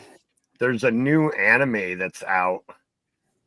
It's on Adult Swim, but then it's going to Max afterward, called Lazarus. It's done by the same studio that did Cowboy Bebop and Samurai Champloo, which were both excellent animes. So I watched a little bit of the first episode with my son, and it's pretty awesome so far. What is it about? He's like he escapes from prison. That's kind of like his thing, because it's like in the near future, kind of like it's futuristic, but not super futuristic. But he does like a lot of parkour and stuff like that in it, and I don't know. It was pretty awesome. So I'm looking forward to watching more of that. Yeah. I know I wrote down you were talking about the Devil May Cry. I need to check that out still. I thought that was fantastic. I personally really enjoyed that because it's got all the humor and violence that you want out of a good anime. Gotcha. Anything else, folks? Anything else for Event Horizon? Well, I'm going back. My son and I just started watching Devil May Cry, so we're going to watch after I get off here, we're going to watch more of that. I have him tonight. Nice. He's been waiting to get back into it because we watched the first episode. But we also recently finished the second season of another anime called Solo Leveling, which is awesome. I didn't think it was one of those things where my son wanted me to watch it with him, and I thought it was like, all right, well, this is what we're going to do. And I ended up actually really liking it a lot. It has to do with a necromancer, so it's pretty cool. So I won't say more than that in case he does decide to check it out, but I really enjoyed it. We're actually working on a couple of customs to make some of the characters from the show. Very nice. What's it called? Called Solo Leveling. So I think the 2 seasons are probably like 10 or 11 episodes each or something like that, and they're like a half hour each, so they're not hard to knock down, and it's just an interesting concept. But so yeah, no, that's been cool. I'm definitely looking forward to Thunderbolts and Fantastic Four. Superman looks good. I still have I'm still waiting to see what they do with this DC universe. You know what I mean? Like, I want it to be good, but I'm a little concerned. But I love crypto and the commercial report stuff like that. So Yeah. I think it's going to be a more campy kind of old school comic DC universe. I don't think it's going to be the kind where it takes itself too seriously. So, Blake, yeah, Blue Eye Samurai is amazing. Yeah. I mean, you're a little late to the game, but yeah, for sure. All right. I also heard, in terms of Event Horizon, I heard that 4 Horsemen are dropping something tomorrow. I don't know who's that. Never heard of him. These guys, toy makers in New Jersey, they do a line called Mythic Legions, Cosmic Legions. Well, there's this other one that they do called Figure Obscura. There you go. There's your Blue Eye Samurai. Look at that. Heck yeah. Amazing. I got to get season 2 out because I'm looking for the season 2. Figure Obscura, this other third line that the Horsemen are doing. Apparently they've got a drop tomorrow. They threw out a little teaser like they always do. Very bright, a lot of yellows and oranges and some reds. It says something about there's no obstacle to this one or something. I don't know. Thoughts? What do we got? When I first saw it, before I read anything, I thought maybe they were doing more Egyptian gods because Ra, was the god of the sun for Egyptians. I'm terrible at predictions, so I don't have a lot of input. But I've seen some theories that are really good. But that was my first thought, was more gods of Egypt, since they said they're going to do more gods of Egypt. So. Well, they also said that they have a lot of different pantheons that they want to do, right? They said there's a lot of things from different pantheons. And so when I saw the obstacles, I thought of the labors of Hercules. That was my first thought. I don't know that that's right. In fact, I don't think it is right. But it's one that I think would be freaking cool. Absolutely. Getting a Figure Obscura Hercules would be pretty awesome. Amazing. Yes. So, anybody else? Dylan, I know you got a pick. What do you got? Yeah, so my first thought was that it would be Hercules as well. But then I've seen a couple of different people think it might be I think it's Hindu god Ganesha, which is a multi-armed elephant god. So I think that could be a really cool brute scale, or not ogre scale with like back adapter for multiple arms. I think that could be really cool. And they had didn't they have an elephant in the Seventh Kingdom? He did. He did. Yeah, they had a lot of them. Yeah. The other thing is there's an Egyptian was just god. lobbing up a softball to Joe so he could. That's 5. I count 5. Yeah. There's an Egyptian god that's the god of obstacles. So it could be that. I want to say I could be wrong, but I want to say it's Horus. It very well could be a Johnny Nash tribute. So yeah, I can see clearly now the rain is gone. I can see all obstacles in my way. There you go. Any more than that, we're gonna get taken down because my voice is going. Those dulcet tones. Yeah. Rob, what do you got? I was thinking they were going to stick with the whole Egyptian thing. Raw, and then everybody started talking about Ganesha, and I was like, man, that's going to be pretty crazy. But I mean, if they go that route, they can't go small. They got to go big, if they're going to do that. It's an elephant. It's pretty small elephant would be pretty small. So. Hey, I would definitely take a big belly ogre torso. Like that would be a great new part. That's one of the things I really love about Figure Obscura is how they introduce new tooling into it. So, dude, if that's the way that we get a big bellied figure, heck yeah, I'll take that. Terrence, what do you got? So my first theory, and I put it right out there, and then immediately was told I was so wrong by everybody else. they all say it's Ganesha, and they're probably right. Similar to like you said, you have your theory or you're wrong, but I thought it was going to be Icarus because I thought the idea of it being Icarus who had fashioned the wings and then escaped the labyrinth, which would have been the obstacle, but he close to the sun and the feathers melted off the harness he created and he fell to Earth. But I didn't know if that would lead to being a 2-pack, which would be Icarus and the Minotaur, or not. And because we did get a 2-pack last time, but I think that I'm hoping right after having done Bay that I don't think we're doing a 2-pack. Was Icarus in the labyrinth? I know Theseus was in the labyrinth. Theseus is the one that had the he had like a ball of yarn that. If I remember correctly, it was Icarus and his father was Daedalus, who was the inventor. And I thought he was the one who gave him the idea to build the wings. And then, but of course, he wanted his son to escape. I remember correctly that. But the son he celebrates a little too early. He gets a little too close to the sun. Yeah, because he used wax to attach the feathers to the wings. Something like that. Yeah. Well, I mean, that just got me excited because I really like Theseus in mythology. So I would love to have a Theseus or a Minotaur, either one of them. Mythology in general, but yeah.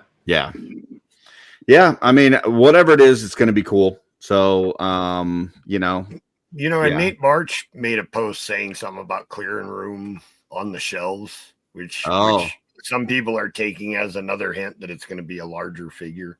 Gotcha. Yeah. Like I said, whatever it is, it's going to be cool. That's the thing about Figure Obscura too. I agree 100%. Like whatever it is, they're all good. Like I just don't. Yeah, the only wrong guess when it comes to Figure Obscura is one that you're putting all your eggs in that basket and saying, if it's not this, I'm going to be mad and I'm going to fight and cry like a baby. That's the only wrong guess. Any guesses that you don't have expectations that they have to do that is fine. Yeah, but we don't need to hear anybody say it's a cool figure, but it's a hard pass for me. Like we don't need to hear that. This is a good point. It could be a speedboat.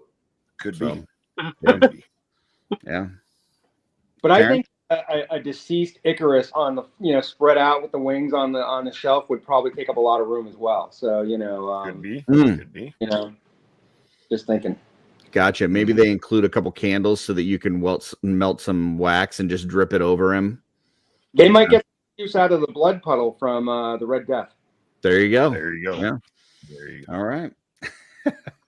The splat variant of Icarus. Does anybody know the story behind Ganesha? Like every FO that they come out with, there was almost kind of a reason why they came up, with those figures up. But I'm sure whatever it is, we're going to get a nice write-up by Jeremy on, the figure itself, why they chose it, why they thought it was interesting.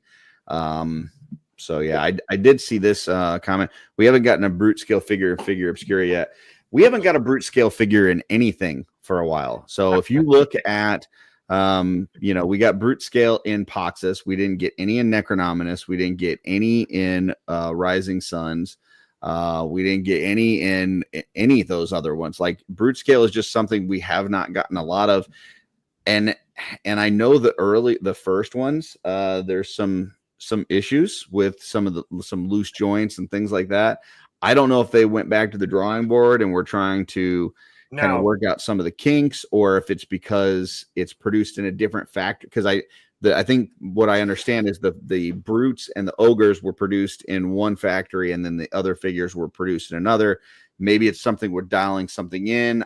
I don't know, but we haven't got brutes in a lot of things for a while. We got the one in Cosmic and a couple in Mythic. Frankenstein's creature, right? Technically brute scale. No, they consider that 1.0. It's an elongated 1.0. Yeah. So, but yeah, I think brute scale, or like I said, I'll take anything. If they did a new troll, I would buy it. If they put out a dragon figure Obscura, I'd buy it. So my wallet might be a little sad, but give Loch Ness monster figure confirmed. There you go. The Kraken. Here comes the Kraken, folks. So, all right. So that is Event Horizon. I guess now will be as good a time as any to put this out there because we know that the Figura is coming tomorrow. So I'm safe for at least a little bit.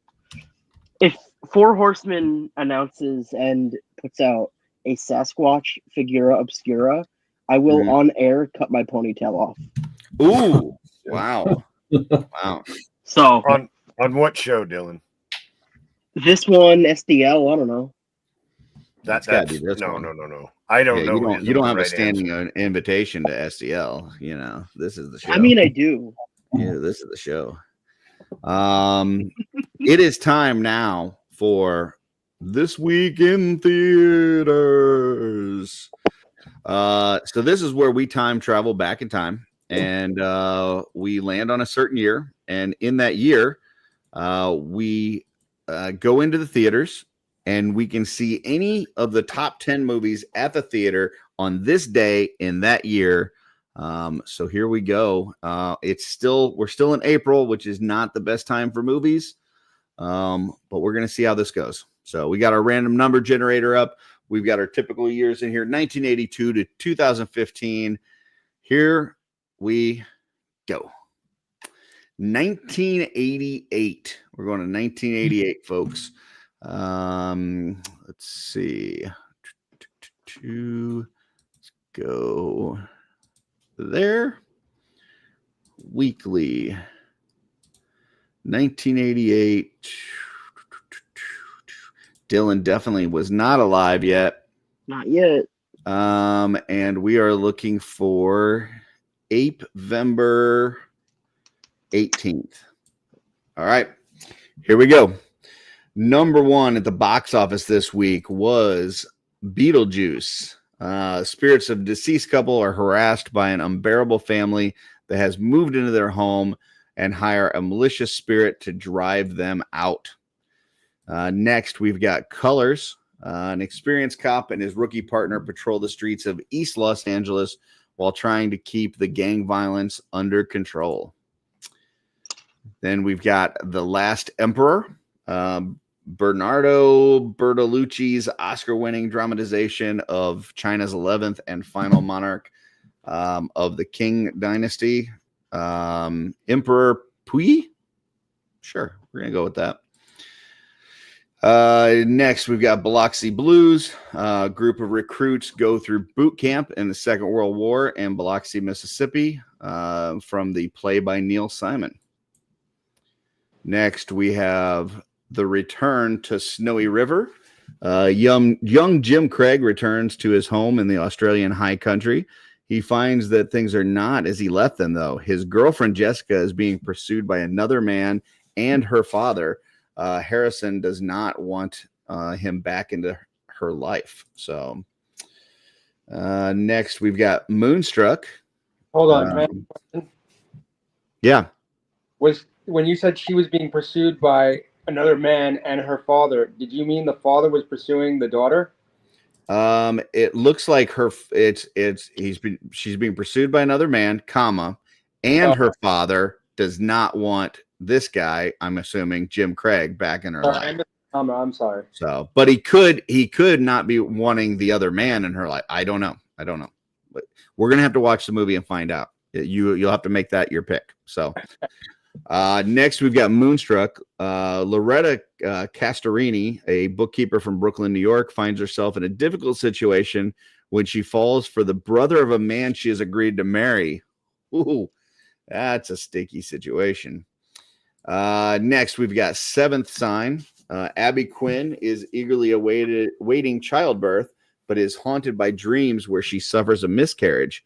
When she decides to rent a room to a mysterious stranger, she realizes a chain of events that will unleash the end of humanity. Dun, dun, dun. Next, we have Bad Dreams. Lone survivor Cynthia Weston of Unity Fields cult mass suicide wakes up from a 13-year coma in a psychiatric ward where the other patients suddenly start dying under mysterious and gruesome circumstances. Dun, dun, dun. Next, we've got Good Morning Vietnam. 1965, an unorthodox and irrelevant DJ named Adrian Cronauer begins to shake up things when he is assigned to the U.S. Armed Service radio station in Vietnam. And he's irreverent, not irrelevant. What did I say? Irrelevant. Unorthodox and irreverent. Irreverent. Okay, listen, I'm just starting to read here. I didn't want anybody's opinion to change just because he said he was irrelevant. You know? Calm down. We got a Michael J. Fox movie here that I've never heard of before. The Disillusioned. Looking at you, Joe. Young writer living in New York City turns to drugs and drinking to black out bad memories and personal tragedy. Dun, dun, dun. All right. Those are the 10 movies we have at the theater for that week. We are starting at the bottom. Terrence, what are you seeing? I think it's been a long time since I've seen Robin Williams, and I miss him. So I think I'm going to go see Good Morning Vietnam. Very nice. Got one for Good Morning Vietnam. Dylan, what do you got? I'm going to see there's no apes here. Nope. Beetlejuice. Love Tim Burton. And Michael Keaton. Nice. Now between you and me, we've said it twice. One more time, we're in trouble. Joe, what are you saying? That movie that's number one on the list. I'm not going to be the one to say it 3 times. So you don't want Michael Keaton to show up? I don't want him to show up. No. All right. But anyways, yeah, that's one of my favorite movies of all time. So okay, so 2 for Beetlejuice and 1 for Good Morning Vietnam. Rob, what do you got? Oh, you're muted, Rob. Beetle breakfast. Oh, Beetlegeist. breakfast. Breakfast drink. Okay. Man, I think, I'm a sucker for some Michael J. Fox. I'm gonna go see this Bright Lights Big City. I've never seen it, never heard of it. Could be I've never terrible. heard of that either, and I kind of want to YouTube it. What the hell? Because wasn't that like the height of his like Family Ties series? So doing a movie where he's doing drugs and drinking. Yeah, this is pretty early on, so I'm gonna go watch that. We'll see how it is. It was its 3rd week in the theaters. Did not make much money. So Last Emperor had been out 22 weeks, still in number 3. We got Moonstruck was 18 weeks, number 6. Good Morning Vietnam, 17 weeks. Everything else was pretty recent. So look at these bums down here. 1st week, and they're all the way at the bottom. So all right. Let's see what the chat's got here. We've got Schmerber says Colors, gritty crime drama, great performances in LA. Thumbs up. I'll have to add that one to the list. I trust the Smerbs. Gwai says he loves Colors too. Who Left Some Warlock says Biloxi Blues, final answered. Very good movie. Scrolling.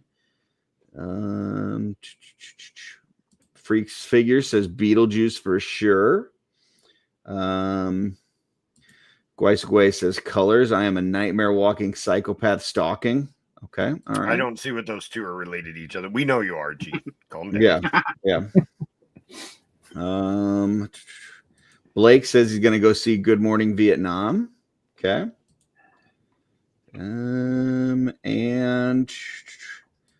Vine Jungle Figure Factory says, I guess Bad Dreams. So there you go. By the way, movie, Alan, I just got in the glue sticks that you sent. I really appreciate it. I will have to test those out. So thank you very much. Gina is going to go see that Beetle Man.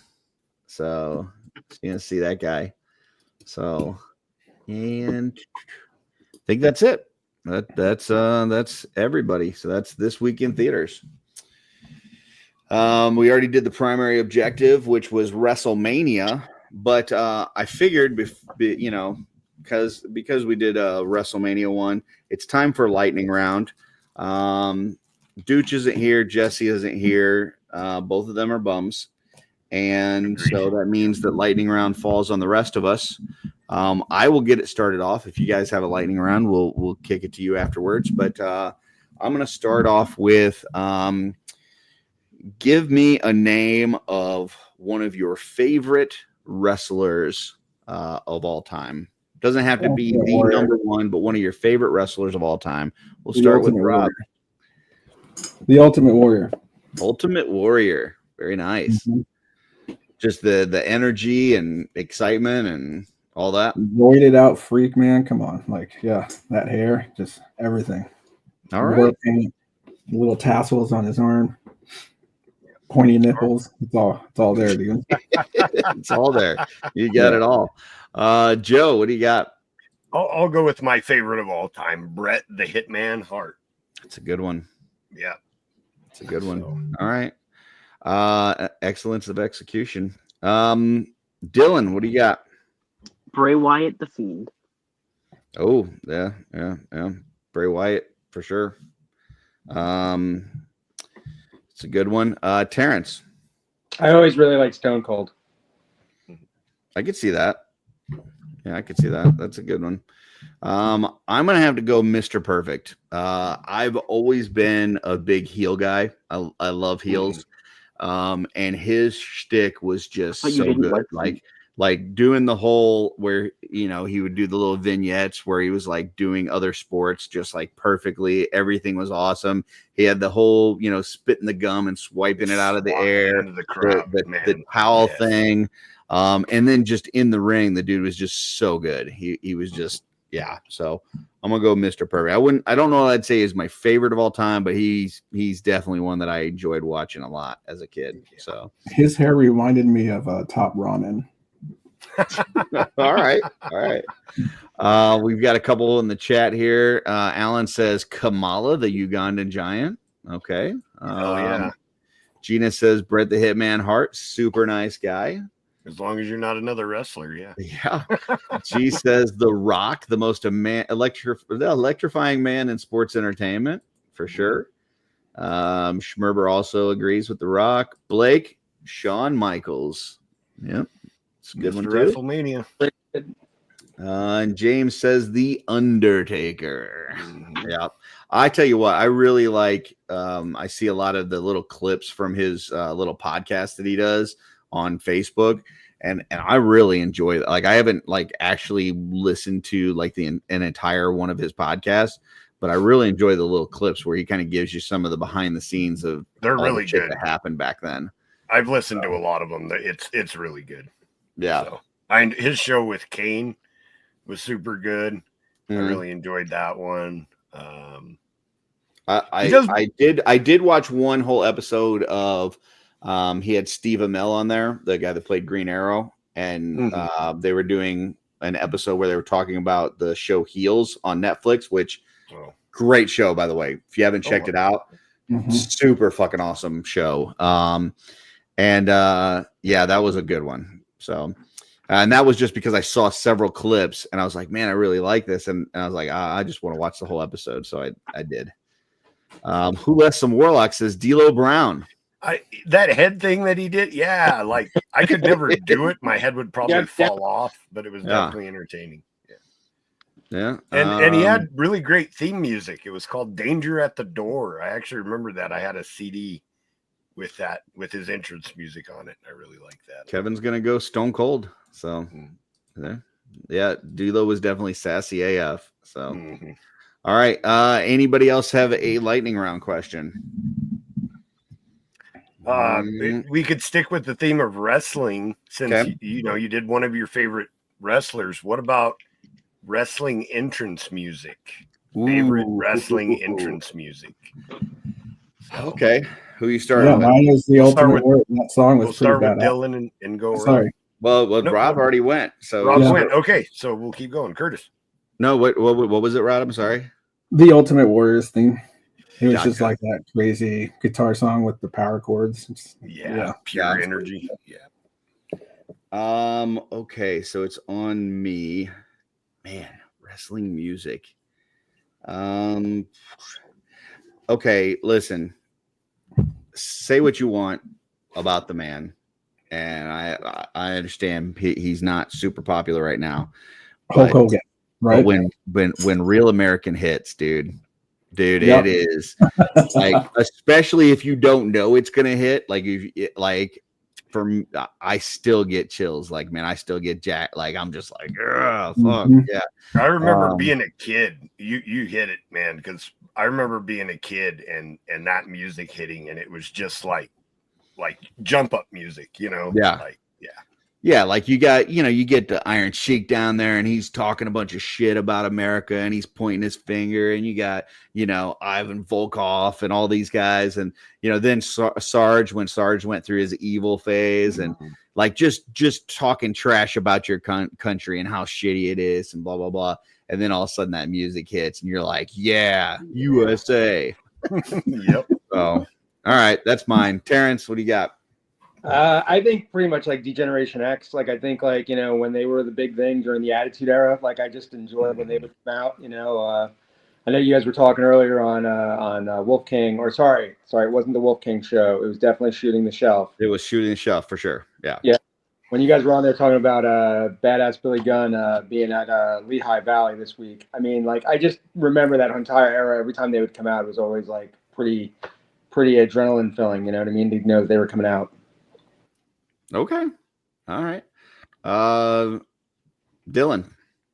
Mine is Rhea Ripley's entrance, "Demon in Your Dreams" by Motionless in White. Not surprised. Followed only because Motionless it's not in Purple, an you entrance mean? music, and it was a theme. But in 2010, Green Day's "Know Your Enemy" was the SmackDown theme. Okay. All right. And Joe. So I'm going to go a little obscure here, but Okay. it is still, I think, my favorite theme and entrance, The Brood from back in the day. Oh, that's a good one. That whisper, Yeah. oh God, be ready, be ready. And then like it would start the din, din, din, din, and that ring of fire. And then they would come up through the floor inside the ring of fire. Yeah. I still, I'm getting What was the vapors girl's just name? thinking about it. What's that? What was the lady's name? I think Luna. Luna Vachon? Yeah, there you go. Mm-hmm. Wholesome Warlock says New Age Outlaws. Oh, you didn't know? You ass better call somebody. Blake says Triple H. G also says Triple H. So you got a couple Triple H's there. That Motorhead song is good. Like, yeah. That was Degeneration X, though, I gotta say, like that's probably the one that would get the most people up on their feet. So like if you're just at an event right now and all of a sudden that music hits, dude, it's over. Second. If you hear glass breaking, that's true. Yeah, glass breaking. Dude, yeah, that glass breaking thing. I have never, because I got to see. The gong does it though too. Like if you don't know the Undertaker's coming out and the fucking lights go off and you hear the gong. Yeah, but I've seen the Undertaker live. I got to see Stone Cold wrestle Triple H. When that glass breaks, the crowd loses their freaking minds. Like they just go nuts. It's just glass, and everybody's just like, "Oh my god!" So yeah. All right, and our last question was given to us by Alan. If you guys have another one, we can hit it. But Alan has this one. Favorite wrestling moment. We will start with Joe. Joe, what do you got? We'll work our way around. I think just from my childhood, Hulk Hogan body slamming Andre the Giant. And this is the thing. The internet has ruined it now because we know it wasn't the first time Andre had been slammed, yada, yada, yada. When I watched WrestleMania 3, and Hogan just grabs Andre and like body slams him, and that the crowd just goes freaking nuts. Like that is just an amazing electricity moment. Like I feel like that made modern wrestling like what it is, So that's got to probably be my favorite wrestling moment of all time. Just pure wrestling, not favorite wrestlers or anything. Yep. Just just as a moment. Yeah. Yep. Dylan. The Firefly Funhouse moment when everyone was singing, he's got the whole world in his hands to Bray Wyatt. That shit makes me tear up. Okay. Yeah. Second is when RoboCop was in wrestling. Oh, come on, RoboCop? Dylan, man. Just quit, dude. You're making fun of me now. Just stop. No, I'm being serious. I think it's pretty cool that RoboCop was in wrestling. Dude, that was so bad. It was so bad with the rubber bars for him to win. Yeah, like, oh my god. All right. Terrence, what do you got? I'm gonna say the cage match between Undertaker and Mankind, Mick Foley, when they fell through the cage. I think that was pretty awesome. You know, I mean, just the amount of abuse that Mick Foley put himself through for that match was awesome. Yep. Rob, we'll go to you. I'll go ahead and go last. Hogan and Warrior, WrestleMania, when Warrior won, he was Intercontinental Champion and he had both titles. And also when you guys remember when Mike Tyson was the referee for Hogan and Macho Man Randy Savage?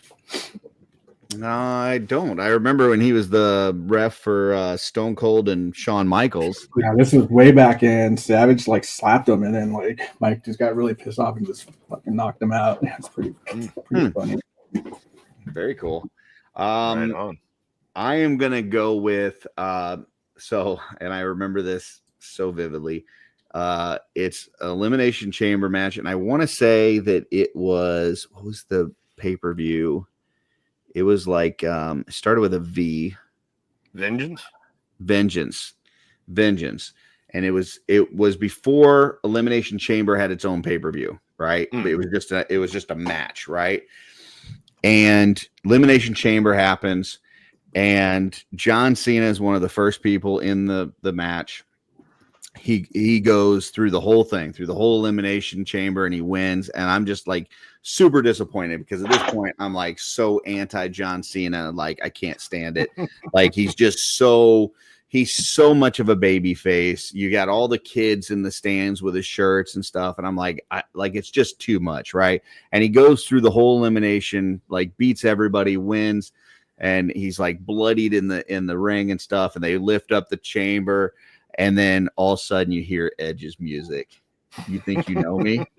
And he fucking comes out with the Money in the Bank. And it was the first time that anybody cashed in the Money in the Bank. And it was like, dude, I'm not cashing this in and like we're signing a contract and we're going to do a match down the road. Like we're doing this right now. And dude, I went from like the low of seeing John Cena go through that match and win to just super elated to see, first off, Edge, who I loved. Probably is my favorite wrestler of all time is Edge. To see him, hear the music, he's coming out with Money in the Bank. He's cashing in the Money in the Bank. And then he takes him out and beats him. And, dude, heck yeah. Like, I love that. And then, the next night we got the live sex celebration. So, there's that. James says Mankind, Hell in a Cell. We had several folks agreeing with that. Yep, Mankind, Undertaker, Mankind, Mick falling off the cage, Undertaker, Mankind walking back after getting thrown off the cage to fight the Undertaker. So a lot of those. We did have V-Dog says, liked when Jake the Snake would put his snake on the opponent. There's, that one match where the snake notoriously bites, Macho Man on the arm and like latches onto him and will not let go. Who Left Some Warlock says when Crow Sting shows up, drops down and fought the entire NWO single-handedly. Yep. Dude, yes, absolutely. I mean, I love the NWO. I thought it was cool, but all of a sudden it got to the point where like everybody was NWO, and it was just they ruined it when they just let everybody in. But when Sting would show up with his bat and just it's like, dude, I'm not I'm not going to be the guy that joins you. I'm going to be the guy that takes you out. That's a cool moment too. So can I have a runner up? Yeah, and G says rated R superstar. That is my favorite version. Like, because people go through like different versions of the character and stuff. The rated R superstar version of Edge is my favorite version of any wrestler in history. I absolutely love it. But yeah, go ahead, Joe. Being a big Bret Hart fan, and I can't remember if it was a WrestleMania or a different event. It's been so many years since I watched, but they opened the show with a Bret Hart versus Owen Hart match. Mm-hmm. And then Owen beats Bret. I think he rolls him up or something like that. He wins. Then Bret also wrestles in the main event and wins the title. I think it was against Yokozuna. I can't remember exactly for sure, though. As they end the show, like a bunch of wrestlers run out and they're celebrating in the ring with Bret. And Owen is standing at the top of the ramp, like shaking his head as they like exit the show. And I thought that was just such amazing storytelling, that he beats him in the beginning and then Bret wins the title at the end of the show. I thought was just, and then to have Owen standing there like shaking his head. I don't know. I thought that was a really excellent storytelling that, maybe is why I don't enjoy modern wrestling as much. Yeah. I feel like the stories aren't as impactful as they used to be. Maybe I'm a little biased, but yeah. I mean, I think it's definitely not the same as what it was, for sure. But there's still exciting moments. So I'm gonna be watching it this weekend with my daughter, and we'll see. Absolutely. There's, we went through that whole card, and I think there's probably like maybe 3 matches that I'm really excited for. Everything else just kind of like, we'll see what happens. I was actually surprised that a lot of indie wrestlers that I used to really like are now WWE superstars. Like, I didn't know that, that they had worked their way up, so I thought that was really, really cool that these guys, put in the hard work. They were guys that I enjoyed in like Ring of Honor that are now, in WWE. So I think that's super cool. Yeah. Jordan says watching the Owen finale as a kid live on pay-per-view is pretty traumatizing. Yeah, that sucked. So that was in Kansas City. And then it was a pay-per-view. Oh, that finale. Yeah. I thought he was talking about the one that I was talking about. No. Gosh. No, I think he's talking about like his final match, and that was at a pay-per-view in Kansas City, and we had tickets for Raw the next day in St. Louis. So they went, across the state from Kansas City to St. Louis, and it was the weirdest event I've ever seen because there was a lot of folks in the back room that thought that they shouldn't even have a show. Like they should have canceled it. They should have, canceled the pay-per-view the night before. And so then, there's a lot of folks that just didn't show up. And then the folks that did show up, they gave them an option to wrestle or not. Like you can wrestle or you cannot wrestle. And so what they did was they put together a card for that night based on just who wanted to wrestle, who was like, yeah, the show must go on, I'm going to wrestle and kind of thing. And so you had these people like wrestling each other that there was no storyline whatsoever. Like there was no background on why these two would be fighting or why they would not like each other. You had, there were some matches, I think, where it was like 2 faces going against each other and there's like no reason why they would ever fight. It was just very awkward. And then obviously like the set, at the beginning they did the ringing the bell, and the somber moment. It was just, I don't know, man, like throughout most of the night, you could just, not only just the bell ringing, but throughout the whole night, you could hear a pin drop. It was just like the crowd didn't react to really much of anything that night. It was a really weird experience. So, that sucked. Blue Blazer. Yep. So, all right. Anything else? Any other topics or lightning rounds that you guys wanted to get out before we close out the show? No, Nothing on me. No. Well, I will just mention to one thing, if it's okay. I want to mentions the fact that I am working with IshCon next month, and we Dish the dish. Yep. Ish is doing a contest to invite people to do a kit bash. It's a photo thing. You don't actually have to attend the con, but the idea is that we are inviting people to do a kit bash, which has to be made entirely of Figura Obscura, Mythic Legions, or Cosmic Legion pieces. There can't be any outside 3D custom pieces or soft goods included, and no paint, absolutely no paint. But the one rule is that it has, well, beyond the fact that it has to be made entirely of those Figura Obscura, Mythic Legions, or Cosmic pieces, it has to have at least one skeleton piece. You got to have a bone in there. You got to have a boner. You got to get a bone in there. Yeah. And, I think that's probably because of the fact that I think we can safely say we're in the season of Necronominus right now. And so, we've already started to get a couple of submissions. And the idea is that you make the kit bash, that you post it to the Cabal on Facebook, and that you include the hashtag IshCon Kit Bash 2025. So by all means, submissions in. I would argue that every character in Mythic Legions, every human, orc, goblin, like they've got bones inside of them. So I'm going to call bullshit on this and say that really any part of work. So now if you get disqualified because I told you this, I'm not held liable, but I'm going to say this right now. Screw those ish rules. If you've got a human part, a goblin part, an orc part, a vampire part, it's got a bone in it. So there you go. Use it. It probably doesn't. It's a fantasy setting. They're probably just meat sticks. So. Oh, never mind. Cancel that, folks. Sorry. But yeah, IshCon. It's May. What is it in May? May 16th through 18th. May 16th. Okay. My birthday's May 12th, by the way. If anybody's marking that down on their big calendars. So. And absolutely, if you do want to come to the show, you can definitely buy tickets on ishcon.net. So we, of course, hope to see you there. Me and Gina will definitely be there. Yeah. But remember, folks, all Mythic Legions characters have bones in them, just like your mom did last night. Oh, damn.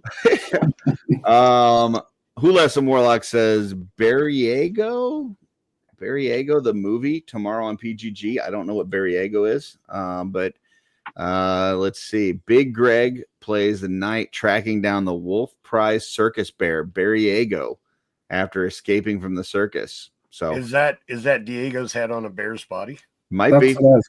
I just hope that while Greg's tracking him down, he doesn't fall. That's the only thing I'm worried about. So oof.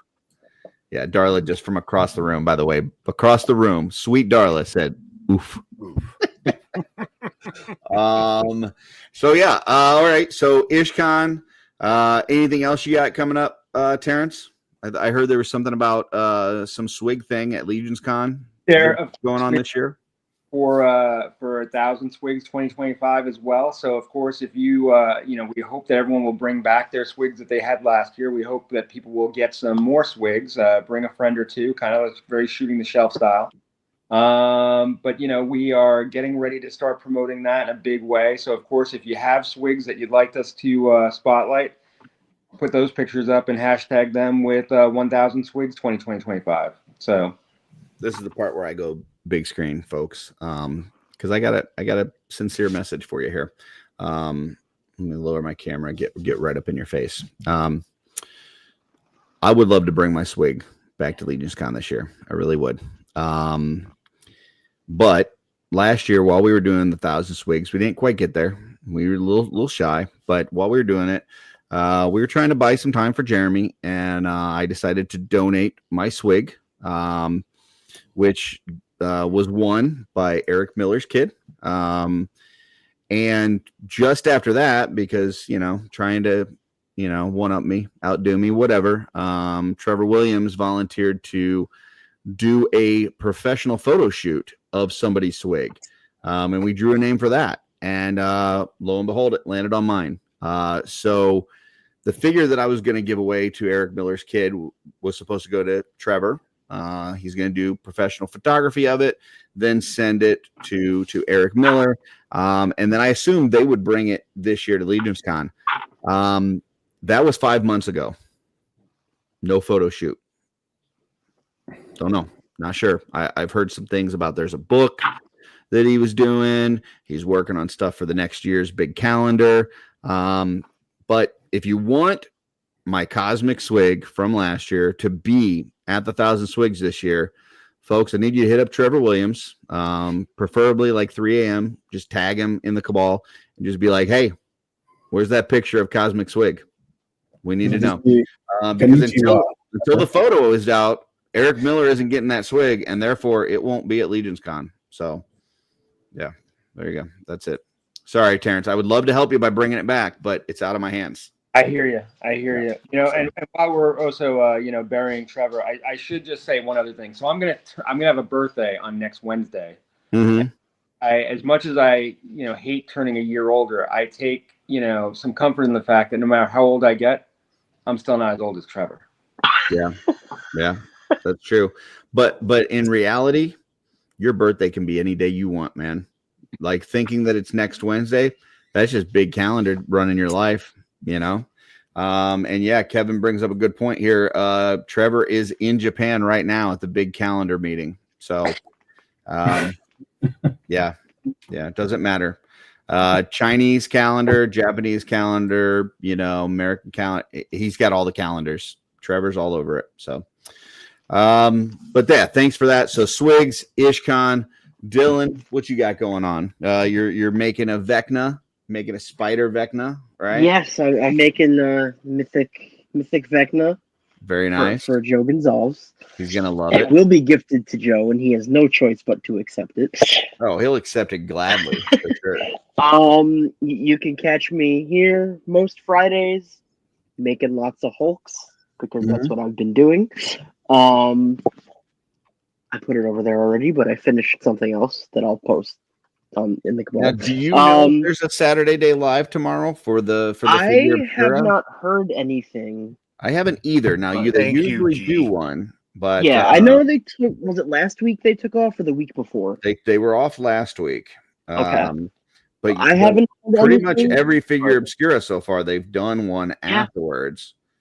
So I would assume that he will be going on, and if he is, I'm going to try to get on as of yet, but we will see. Okay, we will see. Right, well, remains to be seen.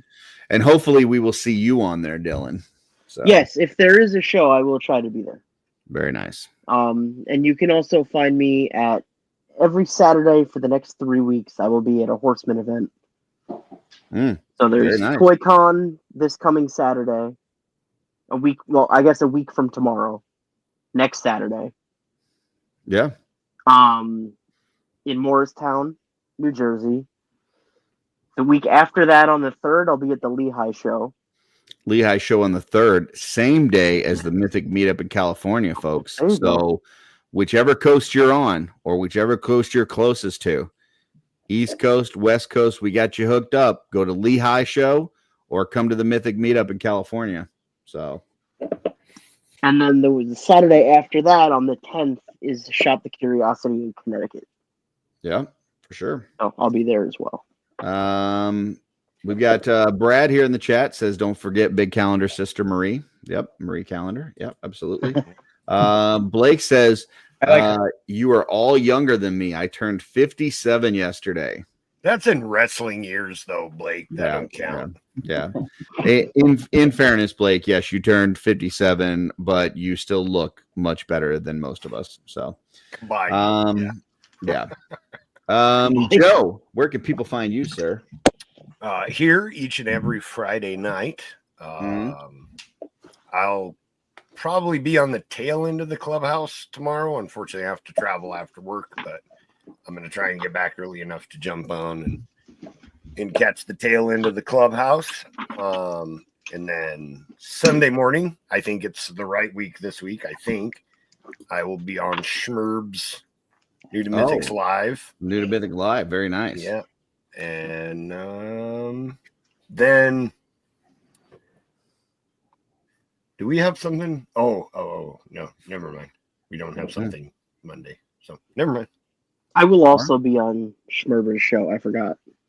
No, Me too. I think we're scheduling a Legion's Quest for later in the week because Trevor will be getting back Monday. So I think we're Is gonna it? try to meet. Oh, somewhere it is later in the Legion's week. Quest, huh? Okay. Yeah, So it's that Legion's Quest. Yeah. we will have a Legion's Quest, but it won't be on Monday because that's the day that Trevor's getting back Yeah. from So Japan. hopefully, like Tuesday would be Yeah. great. So I'm gonna screw up my hopefully home, Tuesday. guys. Come Yeah.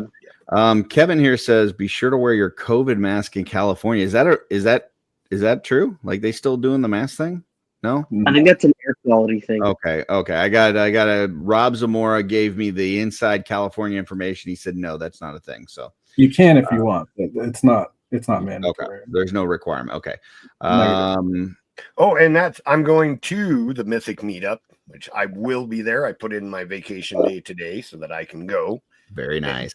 Curtis and I are exchanging Necronominus heads. Bit. Oh, yep, Necronominus heads. That Sorry. also, but Yeah. yeah, I'm excited about that because then I'll have all 3 Necronominus heads playing So what I hear is that you're giving each other head. Hell yeah. Yes, we are. at the California Mythic meetup. Be there or be square. Yeah. But it only works if you both are giving. Like it's not. Yeah. Yeah, This isn't yeah, a one. no. This isn't a one-off situation. We're not selfish. Come on, Yeah. we're not shellfish. like the armor that we thought was on. Yeah, that you know, we thought was Vecna, it. but That it's looks not. like a damn crab. All right, Rob, where can people find you, sir? I'm gonna be hanging out with the boys on Sunday on Greg with On Schmerbies? I don't. and then we should be back next Sunday for the tribe. Tribe. Cool. Nice. Yes. A walk. Very nice. So come hang out with us. And you've been doing some AWOC customizing lately, right? Yeah. Very nice. Not so much, but yeah, like they're fun to play around with. Oh, well, can't wait to see what you come up with next Sunday on the tribe. So Yeah, absolutely. Blake says he plans on being at the Mythic meetup as long as his career cooperates. So Well, hope to We'll see see. you there, Blake. That'd be awesome, mean, man. he Right was on. supposed to come give me a slow motion hug at the Navy Pier in Chicago and stood me up. So we'll see. I'm not holding my breath. I'm just going to say that. Just, I mean, I'll He be will there. be holding his breath, but not for that. Yeah, I'll be there. And if you're there, that's great. But I'm not holding my breath because I was freezing my butt off on the Navy Pier. I was expecting like one of those like Blue Lagoon kind of like slow motion, like, nothing.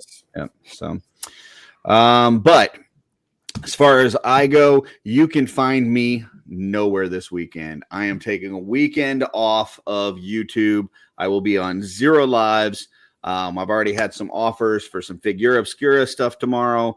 I will not be there. PGG is going to have to do it without me. I'm not going to be there. No shooting the shelf on Sunday. No Schmerbers for me. No Latin Legions. I am off of YouTube this weekend. Still have plenty of content if you want to shooting watch the it. shelf. Like Jesse's not going to have an episode. Nope, there's no shooting the shelf this week. So now there was an episode earlier today on Wolf King Customs that we're claiming is a shooting the shelf episode, but there is none on Sunday. So no That's Curtis great. this weekend. Sunday's Easter, and you're not doing any YouTube channels or anything. Yeah, I will be with my daughter Kenzie, who you guys met via voice earlier, the floating voice, and I will be with her and the rest of the family, and we will be watching wrestling, rooting for our favorite wrestlers, eating some Little Caesars pretzel crust pizza, and having a cookie dough ice cream bullshit Dairy Queen cake. So there you go. But yeah, everybody that is, have fun with the Figure Obscura tomorrow. Do like I do, buy the all in before you even look at it, and then go, hey, what did I just buy? And then go back and watch it. Look at Dork Layer's review. Oh, come on, Rob. Watch Dork Layer's review. It's an important part of the process. And I hope that you all out there have somebody that loves you as much as Darla loves me to read me Jeremy's write-up each Figure Obscura. So, No. Oh wow, you had to make me feel bad right before. yeah, I'm I'll sure read it to you, Joe. you've got Just kids, because you've got my a girlfriend girlfriend. doesn't know how to read, that doesn't make me less of a person, Curtis. Thank you very much. That's awesome. But yeah, enjoy all the content this weekend, folks. PGG should be great tomorrow, and there's going to be a lot of great Figure Obscura stuff tomorrow morning. Best show on YouTube, double jointed with Schmerber and Mark. I love that show. Tune in for that. It is the best thing that's happened to Saturday morning since cartoons. And also, I almost forgot. I did just do an interview with Mark for his Saturday morning toy collector channel. It's one of his segments he calls Meet the Collector. It was a ton of fun, very nostalgic. We talked about a lot of stuff from our childhood and stuff. Still waiting for my invite on that, Mark. Yeah, Me too, Mark. Listen, I had to last week. We had a lightning round that was if you could meet one person in all of history. And I chose Mark in a Meet the Collector segment.